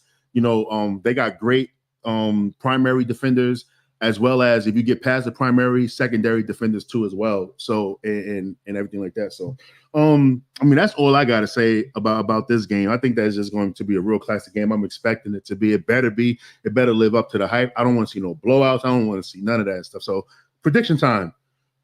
What's your thoughts on predictions? I think that Dawn Staley has done a masterclass with these young women, and I think that she's going to have them ready. I think that she's going to learn from her mistakes. Like I said, on this podcast, we're very unbiased, so everyone can get it, right? Like, Dawn Staley is in a league of her own, but I will say that she didn't make adjustments when they played Iowa last time. So I blame partially some of that loss on her. So I think she learns from that this time around. I think that she makes adjustments as needed. And I think that one special thing about this team, because they're so deep, is what Dawn does is she'll play different players, and whoever's hot at the moment, she'll ride them because they're so deep that she can do that. So even like yesterday, Chloe Kitts only played, I think, maybe 12 minutes, and Ashlyn Watkins got all her minutes because she was more active. She was more impactful to the game. So Dawn has that in her toolbox. I think Raven has proven that she's one of the best point guards in the league. I mean, in the country. I think that this would be a revenge game for her personally, because they were leaving her wide ass open. And I think that the team is going to rally around that, and they're going to go out and win for Dawn. I think that they want to spoil the storybook ending that the rest of America wants to see. But as long as the refs allow them to play and not, be like one of the refs from the Buffalo Wild Wings commercials, then I think we'll have a good game. I think if it's a close game, it's going to come down to officiating. And I hate to say it, but if it's a close game at the end, it's going to come down to officiating. It's going to get really ugly. So I don't know. The timeline is going to be crazy. It's going to be a mixture of January 6th and the Montgomery boat thing, man. I'm telling you that right now. The timeline going to be wild, yo. It is. It's already shaping up. We still got a whole, 24 hours before the game starts. It's people already on there, arguing. People already on there, wild stuff. So I think that the only thing left really for Caitlin to do, like I said earlier, is win a championship. And if it becomes a close game, the powers that be might. But I say all that to say I'm going with South Carolina. They've just been the best team in the country all year. I think even when they don't shoot well, even when they don't play well, they still just find a way to win. And I just can't count them out. They're too deep. And they have a little extra motive or motivation and incentive on them. So yeah, I think I gotta go with South Carolina, man. I can't go against them. Caitlin Yeah, is great. yeah. I can't go against them. The crazy thing is, like last year, right? I was overconfident in saying like South Carolina is going to win. You know, this year I agree. I still think South Carolina is going to win, but I do still think that since Iowa beat them last year, they still going to have the confidence enough to say, "Hey, we still got a chance." You know, give or take a few plays, this is still the same Iowa team from last year that beat South Carolina. So I'll give them that respect. But I just think that Camila Cardoso is going to be. They don't have an answer. This is her game. They don't have an answer. You're right. That's who they starting on her, Hannah. Yeah, they're gonna have to. She got the good size. luck. Yeah, the size is different. The strength is different. And also the agility. It just might be too much for Hannah, to be honest. As much as I love Hannah Stokey's game, I like her game a lot. You know, I do think Caitlin go off, but I also think that South Carolina locks in on the others of Iowa's too as well. You know, I just said, you gotta pick. Like we said, you gotta pick your poison with Caitlin, right? Yeah. Score and play make. So I'm interested to see which one Dom picks tomorrow. I think she's gonna let her go off and just try to stop the others. Yeah, don't double Caitlin Clark because she's gonna pick you apart. You know, but I do have South Carolina winning this game and South Carolina winning the national championship and everything like that. Vernon said that South Carolina needs to put Ashley on her, which is Watkins on her. I wouldn't mind like to see that. I mean, Ashlyn's she's agile enough, which might happen. You know, listen, I think the way to defend Caitlin Clark is you gotta mix it up. You gotta do different things. Like you gotta mix it up. You can do 1-on-1. You can, send. So the thing is, I don't want them to do double team her because, like you said, she'll pick them apart. But you do have to mix it up. Boxing one, send a double. You got to just mix it up and keep her thinking because if you're defending her the same way for 40 minutes, it's going to become too easy for her. Opinionated. You can't go zone though. You can't go zone. Yeah, no, I know. I see. Not with that team. Not with that team. So this is a great question. Who's better, Cardoso now or Boston last year? Nah. That's crazy. It's not close. I'm sorry. Yeah. You know, I think Cardoso has the better stats, but Aaliyah's the better player. Aaliyah only had the stats that she got because Aaliyah just only had the stats that she did because 4 players was guarding her at a time. That's the only reason why Aaliyah Boston was averaging like 14, 12 and 9 or something like that last year. Yeah. You know, so And if we're talking about straight skill set, it's not close. Yeah, it's not close. It's not close at all. Aaliyah Boston is head and shoulders better than Cardoso. Yeah, definitely. But yeah, like Watkins can jump out the gym. She got to be able to dunk or close to it. She can dunk. She was dunking in high school, Vernon. Yeah, she be throwing it down. She threw it down already in the game. She did. Yeah, she did. She threw it down too this year. Yeah, but it's Aaliyah Boston. That's a great question though. You know, but it's Aaliyah Boston by far. Yeah, she's just different. Let's see. Ashlyn will be the key to this game as well. I agree. Yes. Boston's hand down. Boston was dominant. Yeah, I agree. I agree with all y'all actually. Yeah, it's gonna be a fun game, man. It's gonna be. So everybody in the chat is saying South Carolina. Nobody's saying Iowa. Yeah, like nobody. There's no Iowa people in here. That's crazy. Y'all be searching Iowa names and stuff too, yo. Iowa, South Carolina, they're probably in a search bar wowing and stuff, man. You on Instagram? Nah, I mean not on Instagram today. All right. I ain't know because I was gonna see if they wrote it in there. Nobody. Yeah, I think X Factor is going to be. I would say Ashlyn. Also, I would say Pow Pow. She gotta come out and do what she's been doing. Knock some threes down. I think because she's been struggling from the 3 a little bit too. So I think that there's always one of those games where like you struggle, but then you focus more and stuff. I seen Don Staley had those players meditating and everything, laying down in the locker room and stuff. I saw that. I think Papa has a great game from 3. You know, it's crazy because South Carolina looks like supremely like overmatched for Iowa. Like, you know, they're bigger. Like, you know, we see the rosters. Yeah. I just still think Iowa just has a fighting chance because of the way they run. And we didn't see Iowa coming down here. Like, we didn't see it going this far. We didn't. We talked about this. We're like, nah, we didn't see this coming. No way. Yo, they made it through that damn gauntlet of a bracket. Iowa did that. Now, with a little bit of help. But still, that's crazy. Well, they kicked LSU ass, though. But, you know, like, damn. They had help from Kim Mulkey. They had help from Kim Mulkey, Kim Mulkey helped them, man. I don't know, she was point shaving or something. Right between the refs and Kim Mulkey, Kim Mulkey was a couple of sequins short of a full brain that game. She was missing a little bit of sequence, man. I don't know. Danielle said Tessa and her defense. Hey, listen, I really like Tessa, man. Yo, I really like Tessa. Right? She just come in, does her job as a freshman, just go right back on out. Come in, defend, shoot a couple threes. She'll go to the bucket too. I really like. I like Tessa. I like her a lot. Yo, Tessa be doing mad positive stuff every time she's in the game. I love Tesla. Tesla. Tessa. Well, I like Tesla too. You know what I'm saying? Sorry, it's in my tabs because I'm I'm in the search. I'm trying to get a new car, man. I want a new car, and I'm looking at Tesla. I want a car. Okay. I need a new ride, man. You know what I'm saying? Okay. I need something new. I still got my early car from early back in the days. I'm still whipping in. I need a new boo. I need a new boo. Now, but yo, Tessa, she just does positive things every time. She don't make no mistakes at all. She is dope. She's dope. I don't even know where she came from. I thought she was there last year. I didn't even know she was a freshman. I was like, who is this person? I'm like, oh, hold on. Yeah. Felicia, she's going to be special, man. You know, Jasmine. Yes, Jasmine. That's the question right there too, as well. I'm interested to see how Iowa will defend this year. Can't just sit in the paint this year. I agree. Yeah, I agree because they're much better. South Carolina is so much better shooting this year, so you can't. It's gonna be a really good game. Yeah, it's gonna be a really good game. So it seems like everyone's going South Carolina. Yeah. I mean, South Carolina is a heavy favorite, man. I mean, you can't. See, Vernon, that's the same thing I said.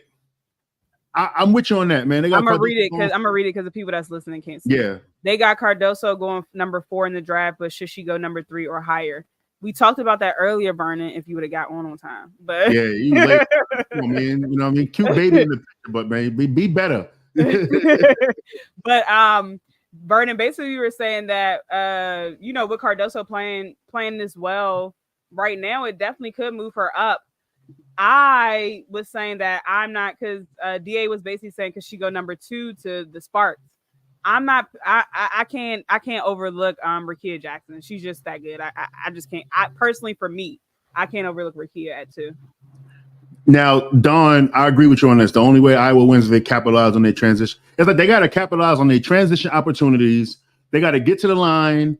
They got to play essentially a perfect game, and the referees got to help them. I feel like South Carolina's just better this shit. They just too good across the board for Iowa, man. I mean, 37-0. Of course, they're better than everybody this year. Better than everybody. I just feel like I don't mean it. Yeah. You know what? You're right, man. Yo, I don't like when you be trying to when you correct me and shit like that. That's just I'm not correcting you. That shit is crazy, yo. Like it's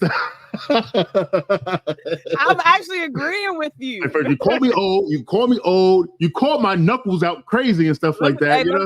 Let them see your knuckles real quick. Yeah, we good today. Go like this. Go like that. No, I'm not doing that. I'm not doing that. I'm not doing that at all. I bet you not. I got bad hands anyway. When you see me when we link up and stuff like that, I got bad hands, man. Like just like grabbing on the rim, working construction, and having like sledgehammers hit my hands. My hands is messed up. You see? Not sledgehammers hitting your hands. What's going on? Yeah, like trying to hold. Like I remember we was putting together train track and shit, man. And you got to hit the thing in and got hit in the hand with it and stuff like that. So yeah, thank God it ain't break though. That's the crazy. I ain't get no broken bones and stuff, but yeah, my hands is different, yo. So fist bumps only, baby. We got a couple comments. Yeah. Jasmine said South Carolina also plays fast this year, not last year. So they got to be able to play a full 40 with South Carolina bench scoring. I agree with that. She also said, I also think Lay. Yes, I think Fo Wiley is going to. I think she's had a couple tough games lately where she's like missing point blank layups. I think she goes off this game. Yeah.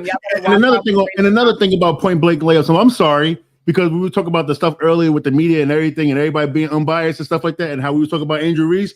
Angel Reese started the game off 6 for 8 and then finished 1 for 12. And we called her out on that one too. So whatever, fans. That's what I wanted to say. But all right, this one too. Oh, yeah. We already talked about that. Yes, Raven Johnson is definitely personal for her. I'm expecting a big game. Listen, it's going to either be a good game or it's going to be a blowout on South Carolina. I agree. It's going to be, man. Like the way, like. But the blowout won't be. If it is a blowout, it won't happen into the second half. Yeah, the comments like late third quarter, early fourth quarter.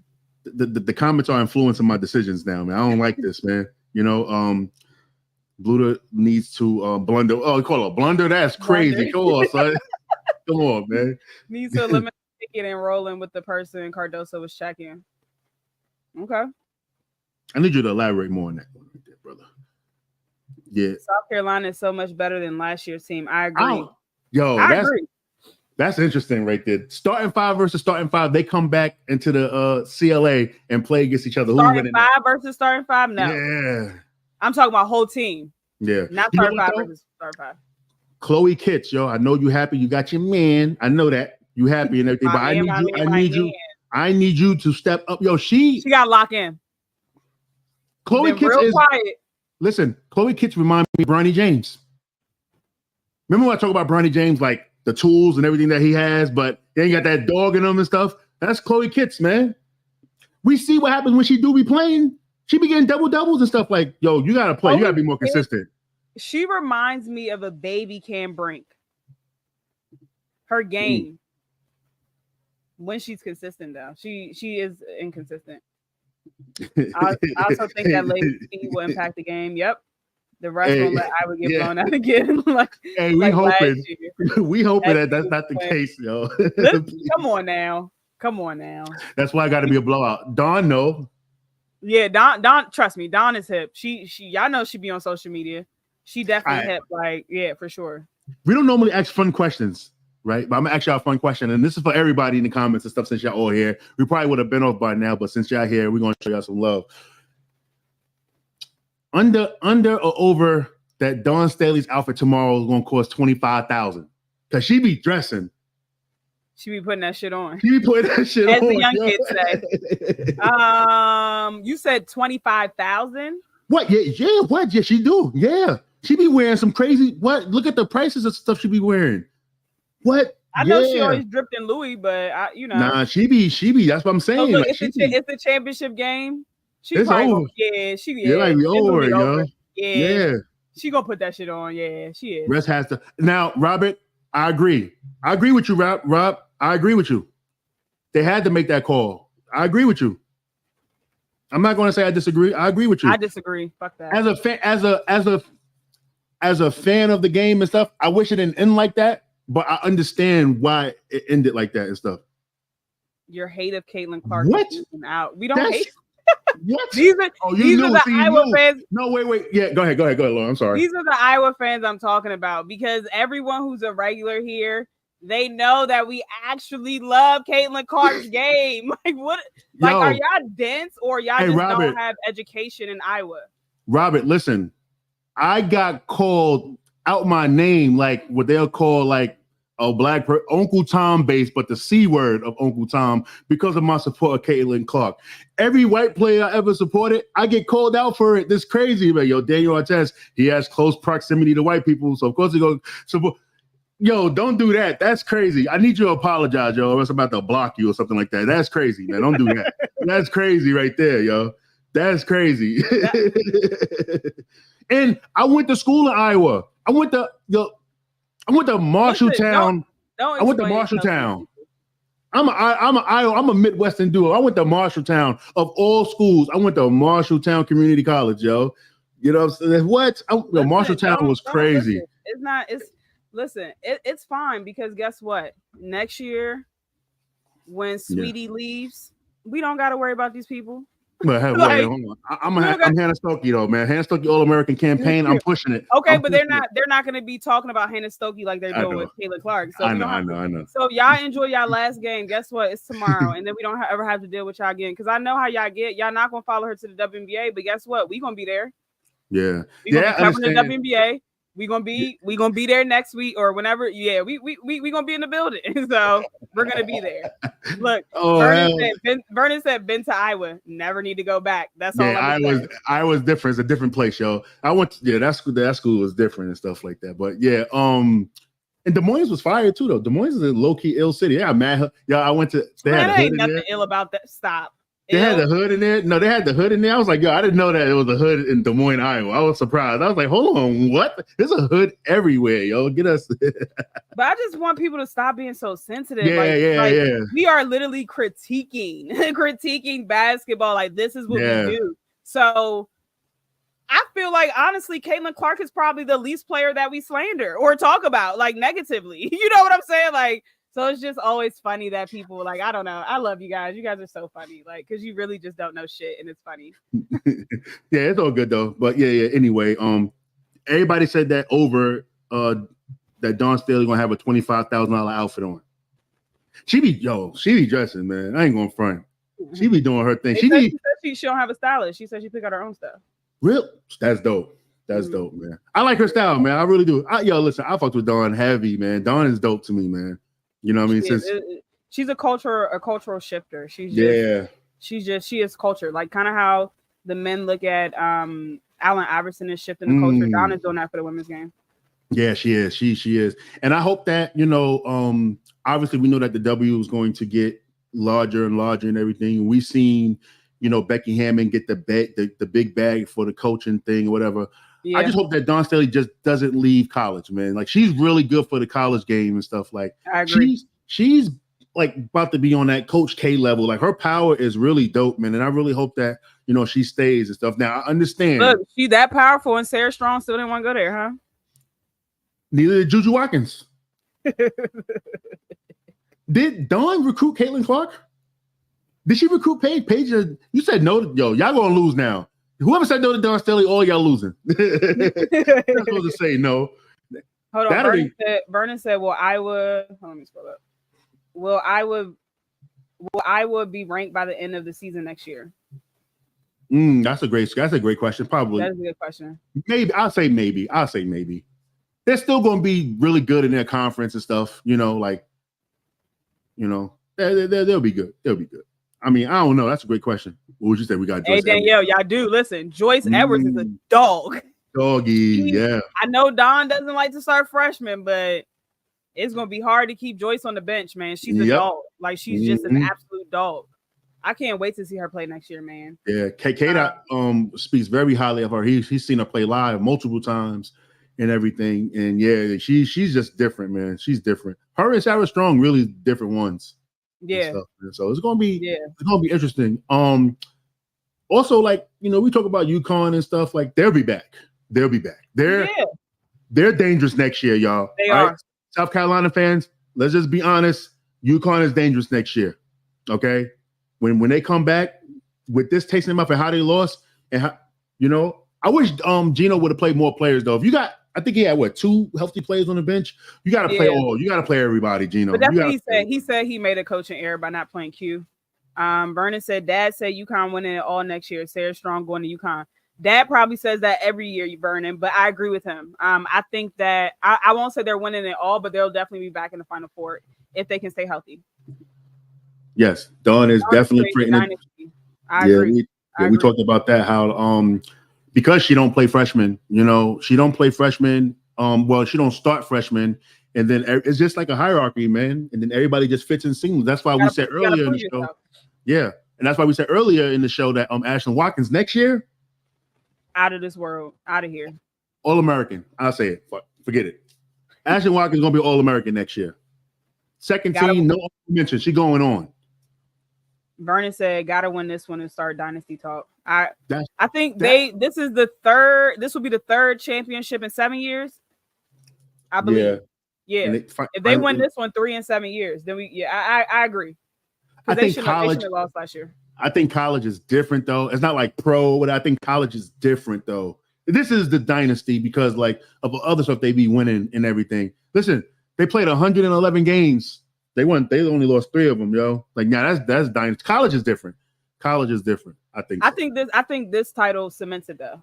Like, clearly Dawn has already built a culture where you have 5-star players coming off the bench. She's built a culture where people like Folk Wiley could go anywhere in the country and start, but she's believing in Dawn that, hey, you got the best interest for me. I'll come off the bench. and score. I think she's average 13 points off the bench. But you That's get what I'm dope. saying? Like she has them buying in. These are players that would start anywhere else in the country. She has them buying in. So it's special to be able to navigate around talent like that. You know what I'm saying? Like make everyone buy into the system. And even Asia Wilson said it. She said her team, when they won a championship, they bought in, but she said this is the most disciplined team that Dawn has ever had. Like everyone. She said, 1 through 15, however many people they have on the roster, everyone has bought in. Yeah.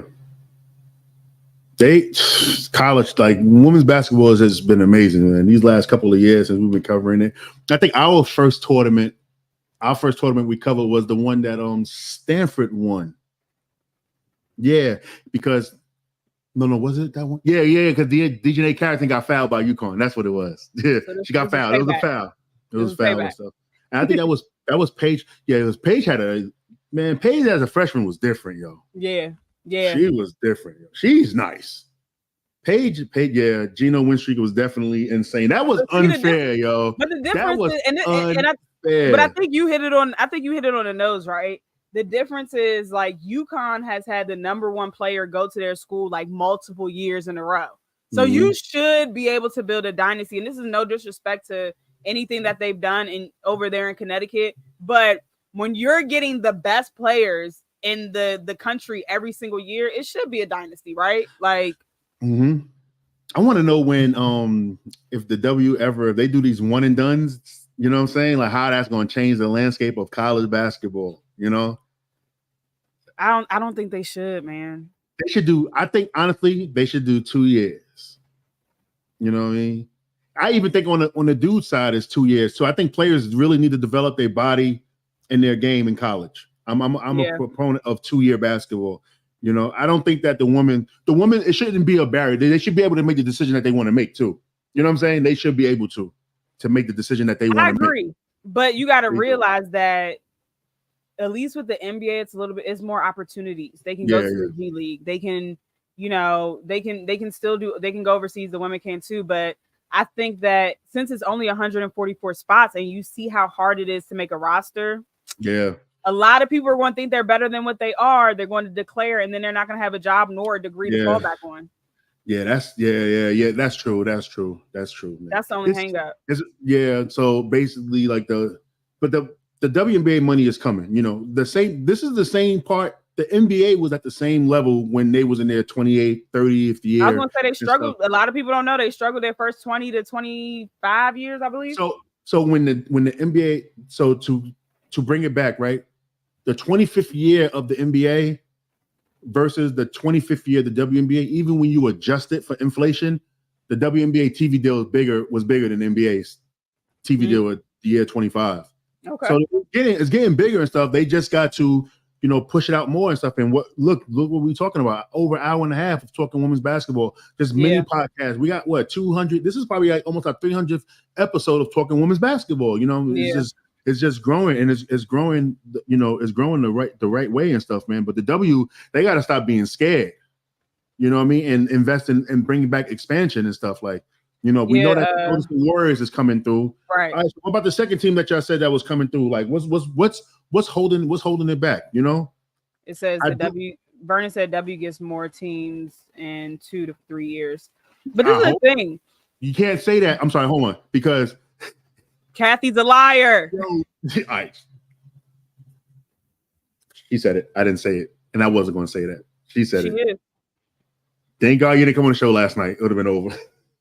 Yeah, podcast would have been done. Listen, he was trying to get me to come on the show last night. I told him, I said, listen, I'm a little too saucy. It's not a good idea because we might listen. I know we can't get canceled, but I ain't trying to make us, get to other levels. But I think that because of the overwhelming popularity of the women's game right now, you have to expand. But when we talk to players that actually play in the WNBA, it seemed like they're leaning more towards fixing the issues in the W right now versus expanding, which I get too. Get too. I think that the WNBA need to expand to 15 player rosters. I think that even if start the development side with those 3 injured reserve rosters and stuff, like They gotta have that. Stop having the WNBA players, please. No hard cap. Get the luxury tax first. You know what I mean? Because it's a straight hard cap and everything. So, and that would be cool if a player like, LeBron James or even like all these, it would be nice to see these people own a team. That'd be dope to own a team. We need more billionaires, to be honest. And that's the thing that holds the league back. I don't know how many billionaires is in the WNBA. We know it's Phoenix, New York, Vegas, right? That's pretty much. Yeah. Minnesota. Nope, not Minnesota, because the deal went through. If we can get 12 billionaires like that it's gonna be 4 now with the Warriors. So if we can get more billionaires to own teams, man, look, they're not even playing this season. They already sold what, 5,000 season tickets? Yeah. People want to watch these women play, and I agree. Vernon said their marketing is ass. I agree. Like, it has to be better. It has to be more accessible to watch the game. I shouldn't have to go on an app on my phone to watch a WNBA game. I shouldn't have to log into Amazon Prime to watch a game. I shouldn't have to download Tubi to watch a game. You know what I'm saying? Like, make it accessible. You see what's happening in this tournament right now when you give the women a chance to play on national TV. Look at the turnout. Look at it. So I did. Me and my brother was doing this market research thing with the W and stuff, and we talked about this. In our first year of podcasting and stuff. Mm-hmm. It goes to show how many people wasn't really listening to this podcast when we was blowing up, when we first started out. So that's crazy, yo. You know what I'm saying? First of all, we're one of the best podcasts in the world. We on the charts. Thank you. Now, let me stop. So we looked up the TV deals and everything that the WNBA has. Mm-hmm. So all those deals that they have combined is only in 88 million homes. The current TV deal regarding to where everybody's cable, a lot of people don't have Bally Sports. It's not on different cables and stuff like that. If they would just put the games on Disney, ESPN, ABC, and even the ESPN app.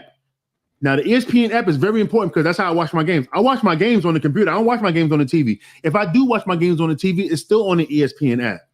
On my phone, it's the ESPN app and everything. But if you add in Turner Sports, TNT. So if it was TNT and Disney, like with if they had the NBA's TV deal, it'd be in 330 million homes. That's the difference right there.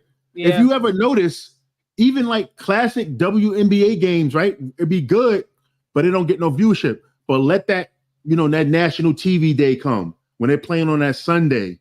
Like when we had a lot of the Aces versus Liberty last year. Yeah, that's where it blows up at. So the TV deal got to change. Listen, stop just reaching out to everybody. The Commissioner's Cup should not be on Amazon Prime. All right. Not. That's a national TV game right there. That's an ABC game right there. I'm sorry, ABC or ESPN or whatever. Get out of here. Tubi, I love Tubi only for my ratchet shows. You know what I'm saying? Listen, on Tubi, they be coming out with them shows when stuff happens. Like they got that Montgomery situation. That's a Tubi movie right now. The situation with the girl lied about the highway. Oh yeah, I saw that. Yeah. I think, you know what I'm saying? That's what Tubi is for me. I don't want to watch basketball on Tubi. So the WNBA got to be better. The people that has that can move the needle regarding TV, they got to be better. They got to want to see women's basketball in a greater light. Look what, like you just said, March Madness is going crazy right now. Crazy. Listen, it's going so crazy that I called my this was last Sunday. I usually call my patients around like 4:30 to schedule when I'm gonna see them the next day. So I called one of my patients, a guy that's probably 65. Black guy that's 65. He goes, girl, you better hurry up and get off my phone. You interrupting this game. I said, you watching the woman? And he goes, yeah, you done got me into it. I gotta go. Rushing me off the phone. So I said, I have to say, it's reaching a broader audience now. We literally spent most of our time during his session talking about women's basketball for a whole 35, 40 minutes. So it's people want to watch. It just has to be there. Danielle, I agree. The Ion deal is good. I just don't like that it's so many places that we have to turn. Yeah, that's the thing. So think about it, because Ion's good because they do show see, that's the thing. Ion has the best outside of Shanae and Andrea and what they do on ESPN in the studio. Kudos to them. They've been killing it. Yeah, they have. Ion has like the best broadcast for WNBA games. They really do. They need to move them into a national light, to be honest. That's what Ion, that's what they got to do. That's the thing. Like, look, Ion is another channel and stuff. Ion's on Tubi. Ion's on Tubi. Oh, word? Yeah, Ion's on Tubi, yeah. So, but one thing I do like about Ion is that I know every Friday I can find a game on Ion. You're going to find a game on Friday. So, like, I know every Friday I can find a game on there, but we really shouldn't have to go from ESPN to Ion to ABC to the WNBA app to Prime to. How about this? And how about this? If you're the WNBA, you know you only got 12 teams, right? Why y'all scheduling games at the same goddamn time? Especially 2 good games. What are y'all doing? You know what I'm saying? And that's what Vernon said. And they put games on at competitive times. Remember, I'm the one who told you. I was like, this was during All-Star Weekend. I'm like, why the hell is the skill challenge or whatever it's called? Why is it starting at 5 p.m.? Like, people are just getting off of work. Like, so you guys say that, we want the game to grow, but don't put the women in the position for the game to truly grow. Why is the All-Star game festivity starting at 5 p.m. on a weekday? Oh, what about this? What about when a lot of people paid thousands of dollars in air flights, food, and hotel bills to go to Chicago for the All-Star weekend and couldn't even get into the festivities, yo? Facts. Disgusting. Facts. Yes. You know, and all right. And also, listen, I love that, you know, they want to introduce young ladies to the game, right? I really do. I love it. But they got to figure out a better way of doing it, though. You cannot have a professional setting at an AAU setting. You can't. You can't. You know, I think they're marketing to the wrong people as well. Yeah. Remember, we talked about it last year in regards to all these camp day games that were coming on at like noon and 1 o'clock in the afternoon. You want ratings, but you got multiple camp games, and I'm not saying that the kids shouldn't be able to go, but it should be like 1 or 2 camp games for every team maximum, in my opinion, because people that are consuming women's basketball and actually buying stuff are adults like me that work at 1 p.m. in the afternoon. You know what I'm saying? Like, even if we market to the young players because I'm a product of that. Like, at 7 years old, I was 7 when the WNBA came out. I went to the games at that age. So, and clearly it made an impact on me, which is why I'm still here talking about it and why I enjoy watching it. Like, you only say your age just to get me. I don't. I just 97.7. I remember that I was 7 years old then. You was born in 90? Yeah. I was born in 82. I was born in the 70s, yo. Relate. Yeah, you was almost around during segregation. That's crazy.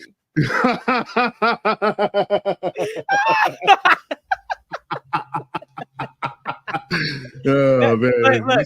Look. That's why your hands. That's why your hands like that, huh? I got the. Oh wow! I caught that. That's funny. Good one. Good one. Vernon, can Lauren still hoop? Questions that need answers. The answer is no. The answer is right this second, no, because I'm out of shape. Yeah, you gotta get ready. We gotta get ready for this media game, yo. You know what I'm saying? You know what? We working though, because a lot of media people have been talking, and their 5 ain't beating our 5. So I gotta get in shape. And also with my son, like, I'm not about to be letting him, when he get a little older, I gotta be able to run out there with him. So now. I'm telling you right now, when I be telling people all the time, man, like, people think I be talking just to talk when they talk basketball. I'm a very competitive basketball player. I dare y'all to have a WNBA media game. I dare y'all. Please do. I've been ready. I'll be right. Listen, they just gotta tell me the date. I'm out there doing 2 days. Please do. I'm letting everybody know right now that I'm playing competitive. I'm not playing just for fun because we had a media game. Hey, y'all, look how serious he is right now. He ain't playing with you. I ain't playing. I'm a competitive dude. Because somebody said, I ain't gonna say no name, but somebody was talking like, I'm gonna be the biggest one. Dude. Shout out to 808. 808, I love 808. 808 is a good dude, but I'm gonna let him know right now. Like, he's in for a rude awakening if he think what I'm thinking he's thinking. Dude, please, man. I'm gonna let people know there's a difference between metaphors and real rap. Boom. Well, there you have it. A bunch of people with metaphors versus me who could really rap. He said Daniel ready to bust somebody's ass. You can come back as Lakers Shaq. That's crazy. Yeah, don't hurt him, D. Look, they see how serious. They see the passion oozing out. Let me tell you something. In my car right now, I always have a change of clothes shoes, and I got 3 basketballs in my car right now. You know what I'm saying? I got my push-up bars in my car. Sometimes I'll be feeling like I just got to go do some push-ups real quick. I would literally get out of the stoplight and do like 20 push-ups. Like it's weird. All right, so when I'm training, when I'm in the gym, I don't train like for fun. No, I don't know how people just go to the gym and just go train. I still train like I got a season coming up now. So I've been in the gym like going mad hard. I've been doing my run walk. So I do like a 5K run walk where I will run for 1 minute, walk for 1 minute for 3.1 miles. Yo, like this is insane. This is retarded. So like 2024. I'm sorry, it's wild. I know. I've been on the phone with mad New York people lately. My bad, yo, because that's how y'all talk. Yeah, for sure. Yeah, that's how New York. I'm sorry, New York is crazy, man. Shout out to the block. Before we get out of here, I wanted to talk about I don't know if y'all saw it, but did you see it? Diana Taurasi and Sue Bird. I don't watch those type of shows. Nah, I don't like fun basketball talk, yo.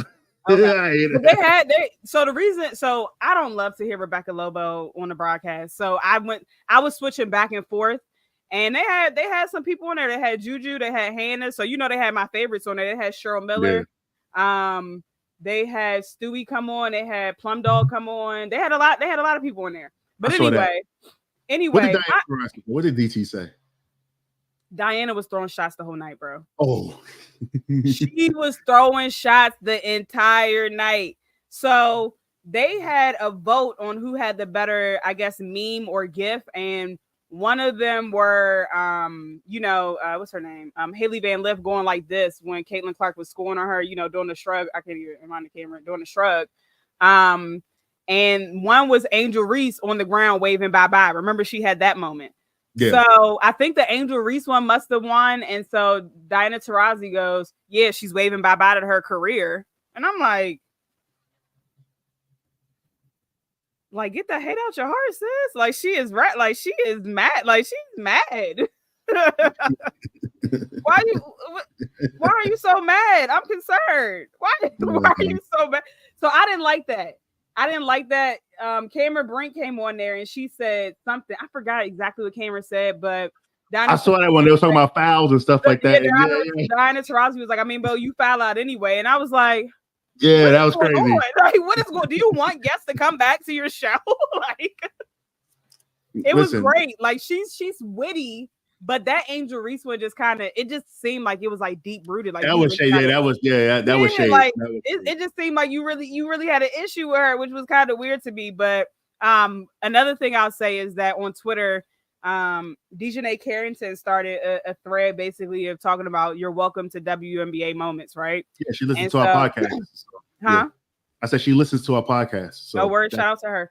Yeah. And so Devereaux Peters from Notre Dame and also played with Minnesota, she was telling her story. And so her story is basically about how Diana Taurasi kind of chucked her, and it was so egregious that they called a flagrant foul. Like, that's how bad it was, right? And so on the show, Sue was like, when I was reading online, like, I saw most of the people's WNBA moments, welcome moments, came from you. And so Diana Taurasi was like, I don't remember any of them. I was cracking up. I'm like, so literally multiple WNBA players all have a story about Diana Taurasi welcoming them into the league. So I'm interested to see, like, when Caitlin Clark and Angel Reese and all these players finally come out, and say what their stories are, and if it'll be Diana Taurasi doing that. But yeah, I just thought it was kind of weird how she was going at Angel.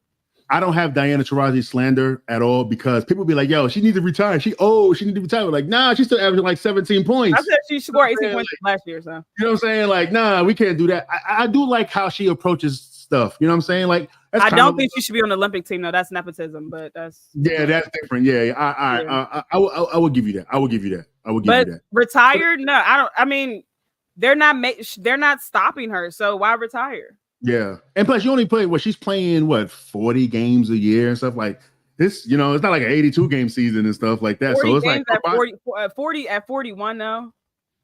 But this year it'll be a little bit better for her because she don't really have to defend like that because they got Kalia and they got Natasha Cloud. So that team is going to be pretty all right right there, yo. And they got BG just resigned, so they Phoenix loaded up. They just don't have a coach that knows women's basketball, but at least they got Chrissy Tolliver on the sideline. Hey, I like Sophie Cunningham's game, y'all. I just want to let y'all know that. Ask him where he was January 6th. I wasn't there. She I was know. there. But I like her game. I'm sorry. She improved. She doubled up on all her stats. What She do you plays like? tough. What do you like about her game? That she improved. Like she can shoot, she defends, she plays hard and stuff. She is, she has a little dirty play in her and everything like that. I like her style. And she don't back down. They be trying to punk her every time. She don't back down. She be with it. So do you like her skill set, or do you like how she approaches the game? Both. From the first year I was covering W to last year, she got better every year. The year before her skill set doesn't move the needle for me. Like, yo, listen, she was hitting 2 threes a game. Like, she was like the only one to hit like 2-3 a game or whatever. But like, she just competes, man. Yeah, I mean, when your team is losing by 30 points, you're going to be open enough to hit a three.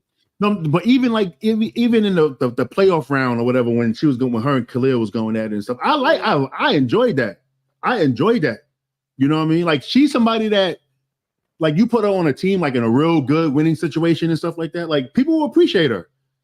I'll tell you, whatever your favorite team is, if you don't like Sophie Cunningham, if she gets traded to your team, you're going to end up liking her because of what she brings to the table. She does the dirty work. And she, like, come on, man. You can't listen, you on your own with that one. I'm good on sis. I mean, she don't suck. She's good. I like her game. I think she's tough. She sucks, but I also don't think she's good. Really? Wow. Okay. I mean, yeah, listen. I mean, she's good enough. So let me refrain from saying that. She's clearly good enough to maintain a roster spot in the WNBA.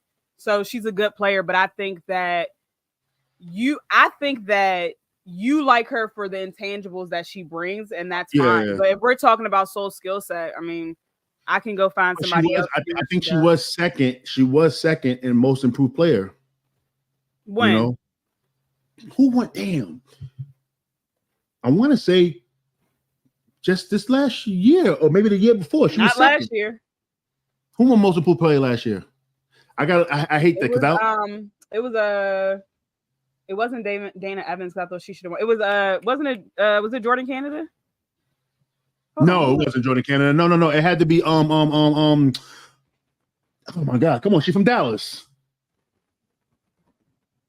Oh, you talking about Satu? Yeah, Satu was definitely, when people were saying Jordan Canada should win most improved player, I'm like, no. She was second.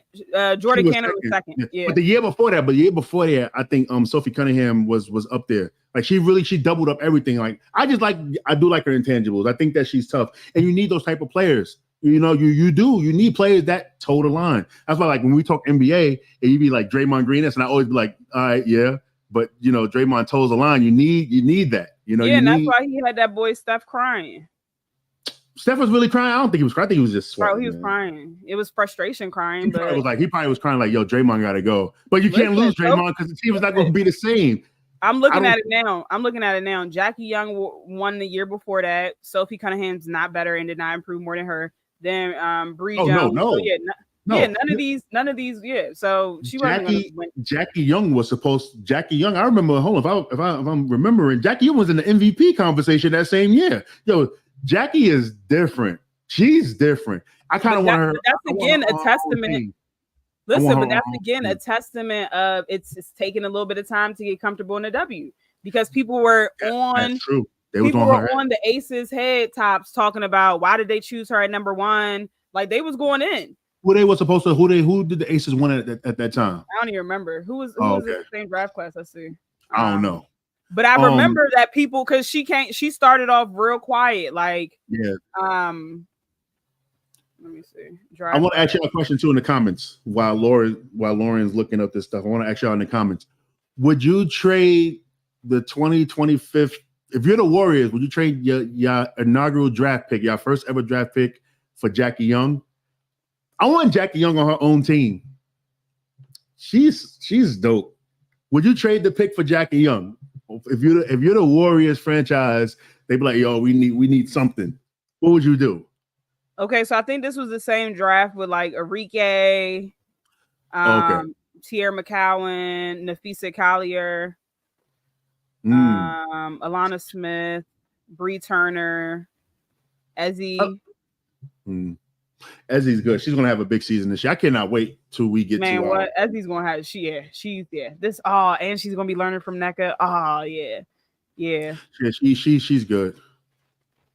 What was the question you said? I'm sorry, I didn't hear it. I said, would you trade your first, if you're the Warriors franchise, that WNBA franchise that's coming in 2025, would you trade that pick to the Aces for Jackie Young? To have Jackie Young start off your franchise? No.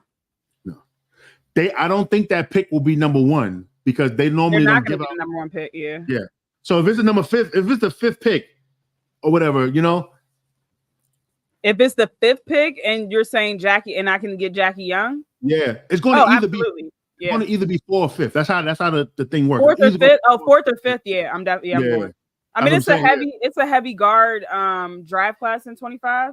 I think people think Olivia Miles is going to come out. I think she stays another year. Yeah, I think that. She's going to stay another year. Why not?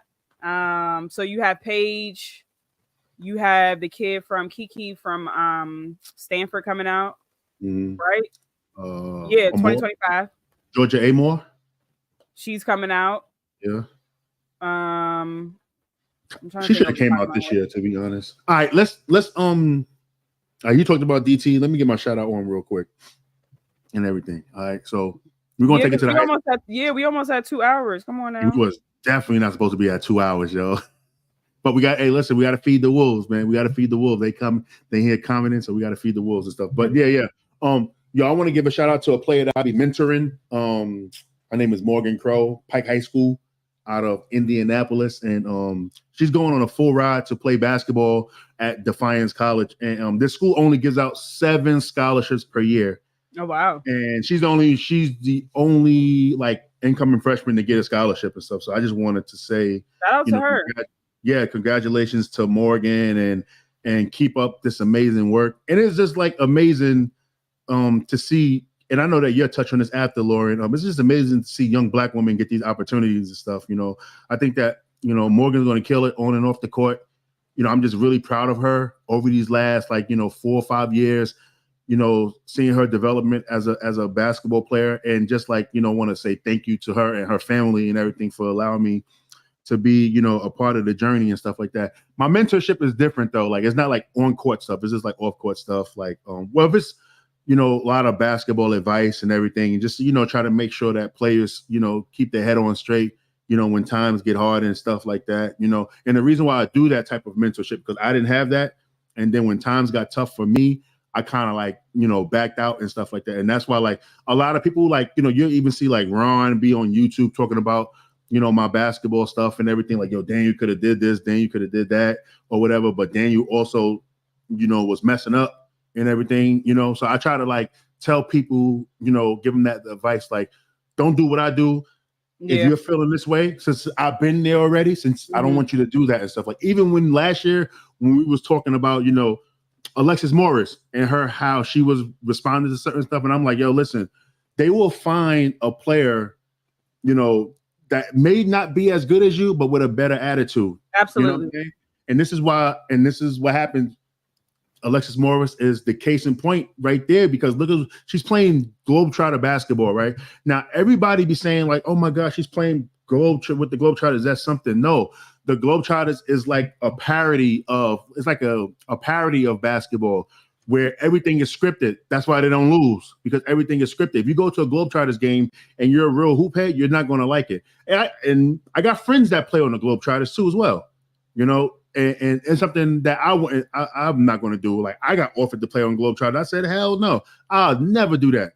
You play the same team everywhere you go. You just go on tour and you're playing the Washington Generals every game, and it's all scripted. So all the stuff they dribble on the floor, throwing the ball out of bounds, that's all that's all what it is and stuff like that. So I try to tell people go after your dream and everything, sacrifice your dream, sacrifice for your dream, which means stop eating bad food, stop staying up late at night, stay off the video game, stay off the TV or whatever. Stop, with the boyfriend or the girlfriend or whatever like that.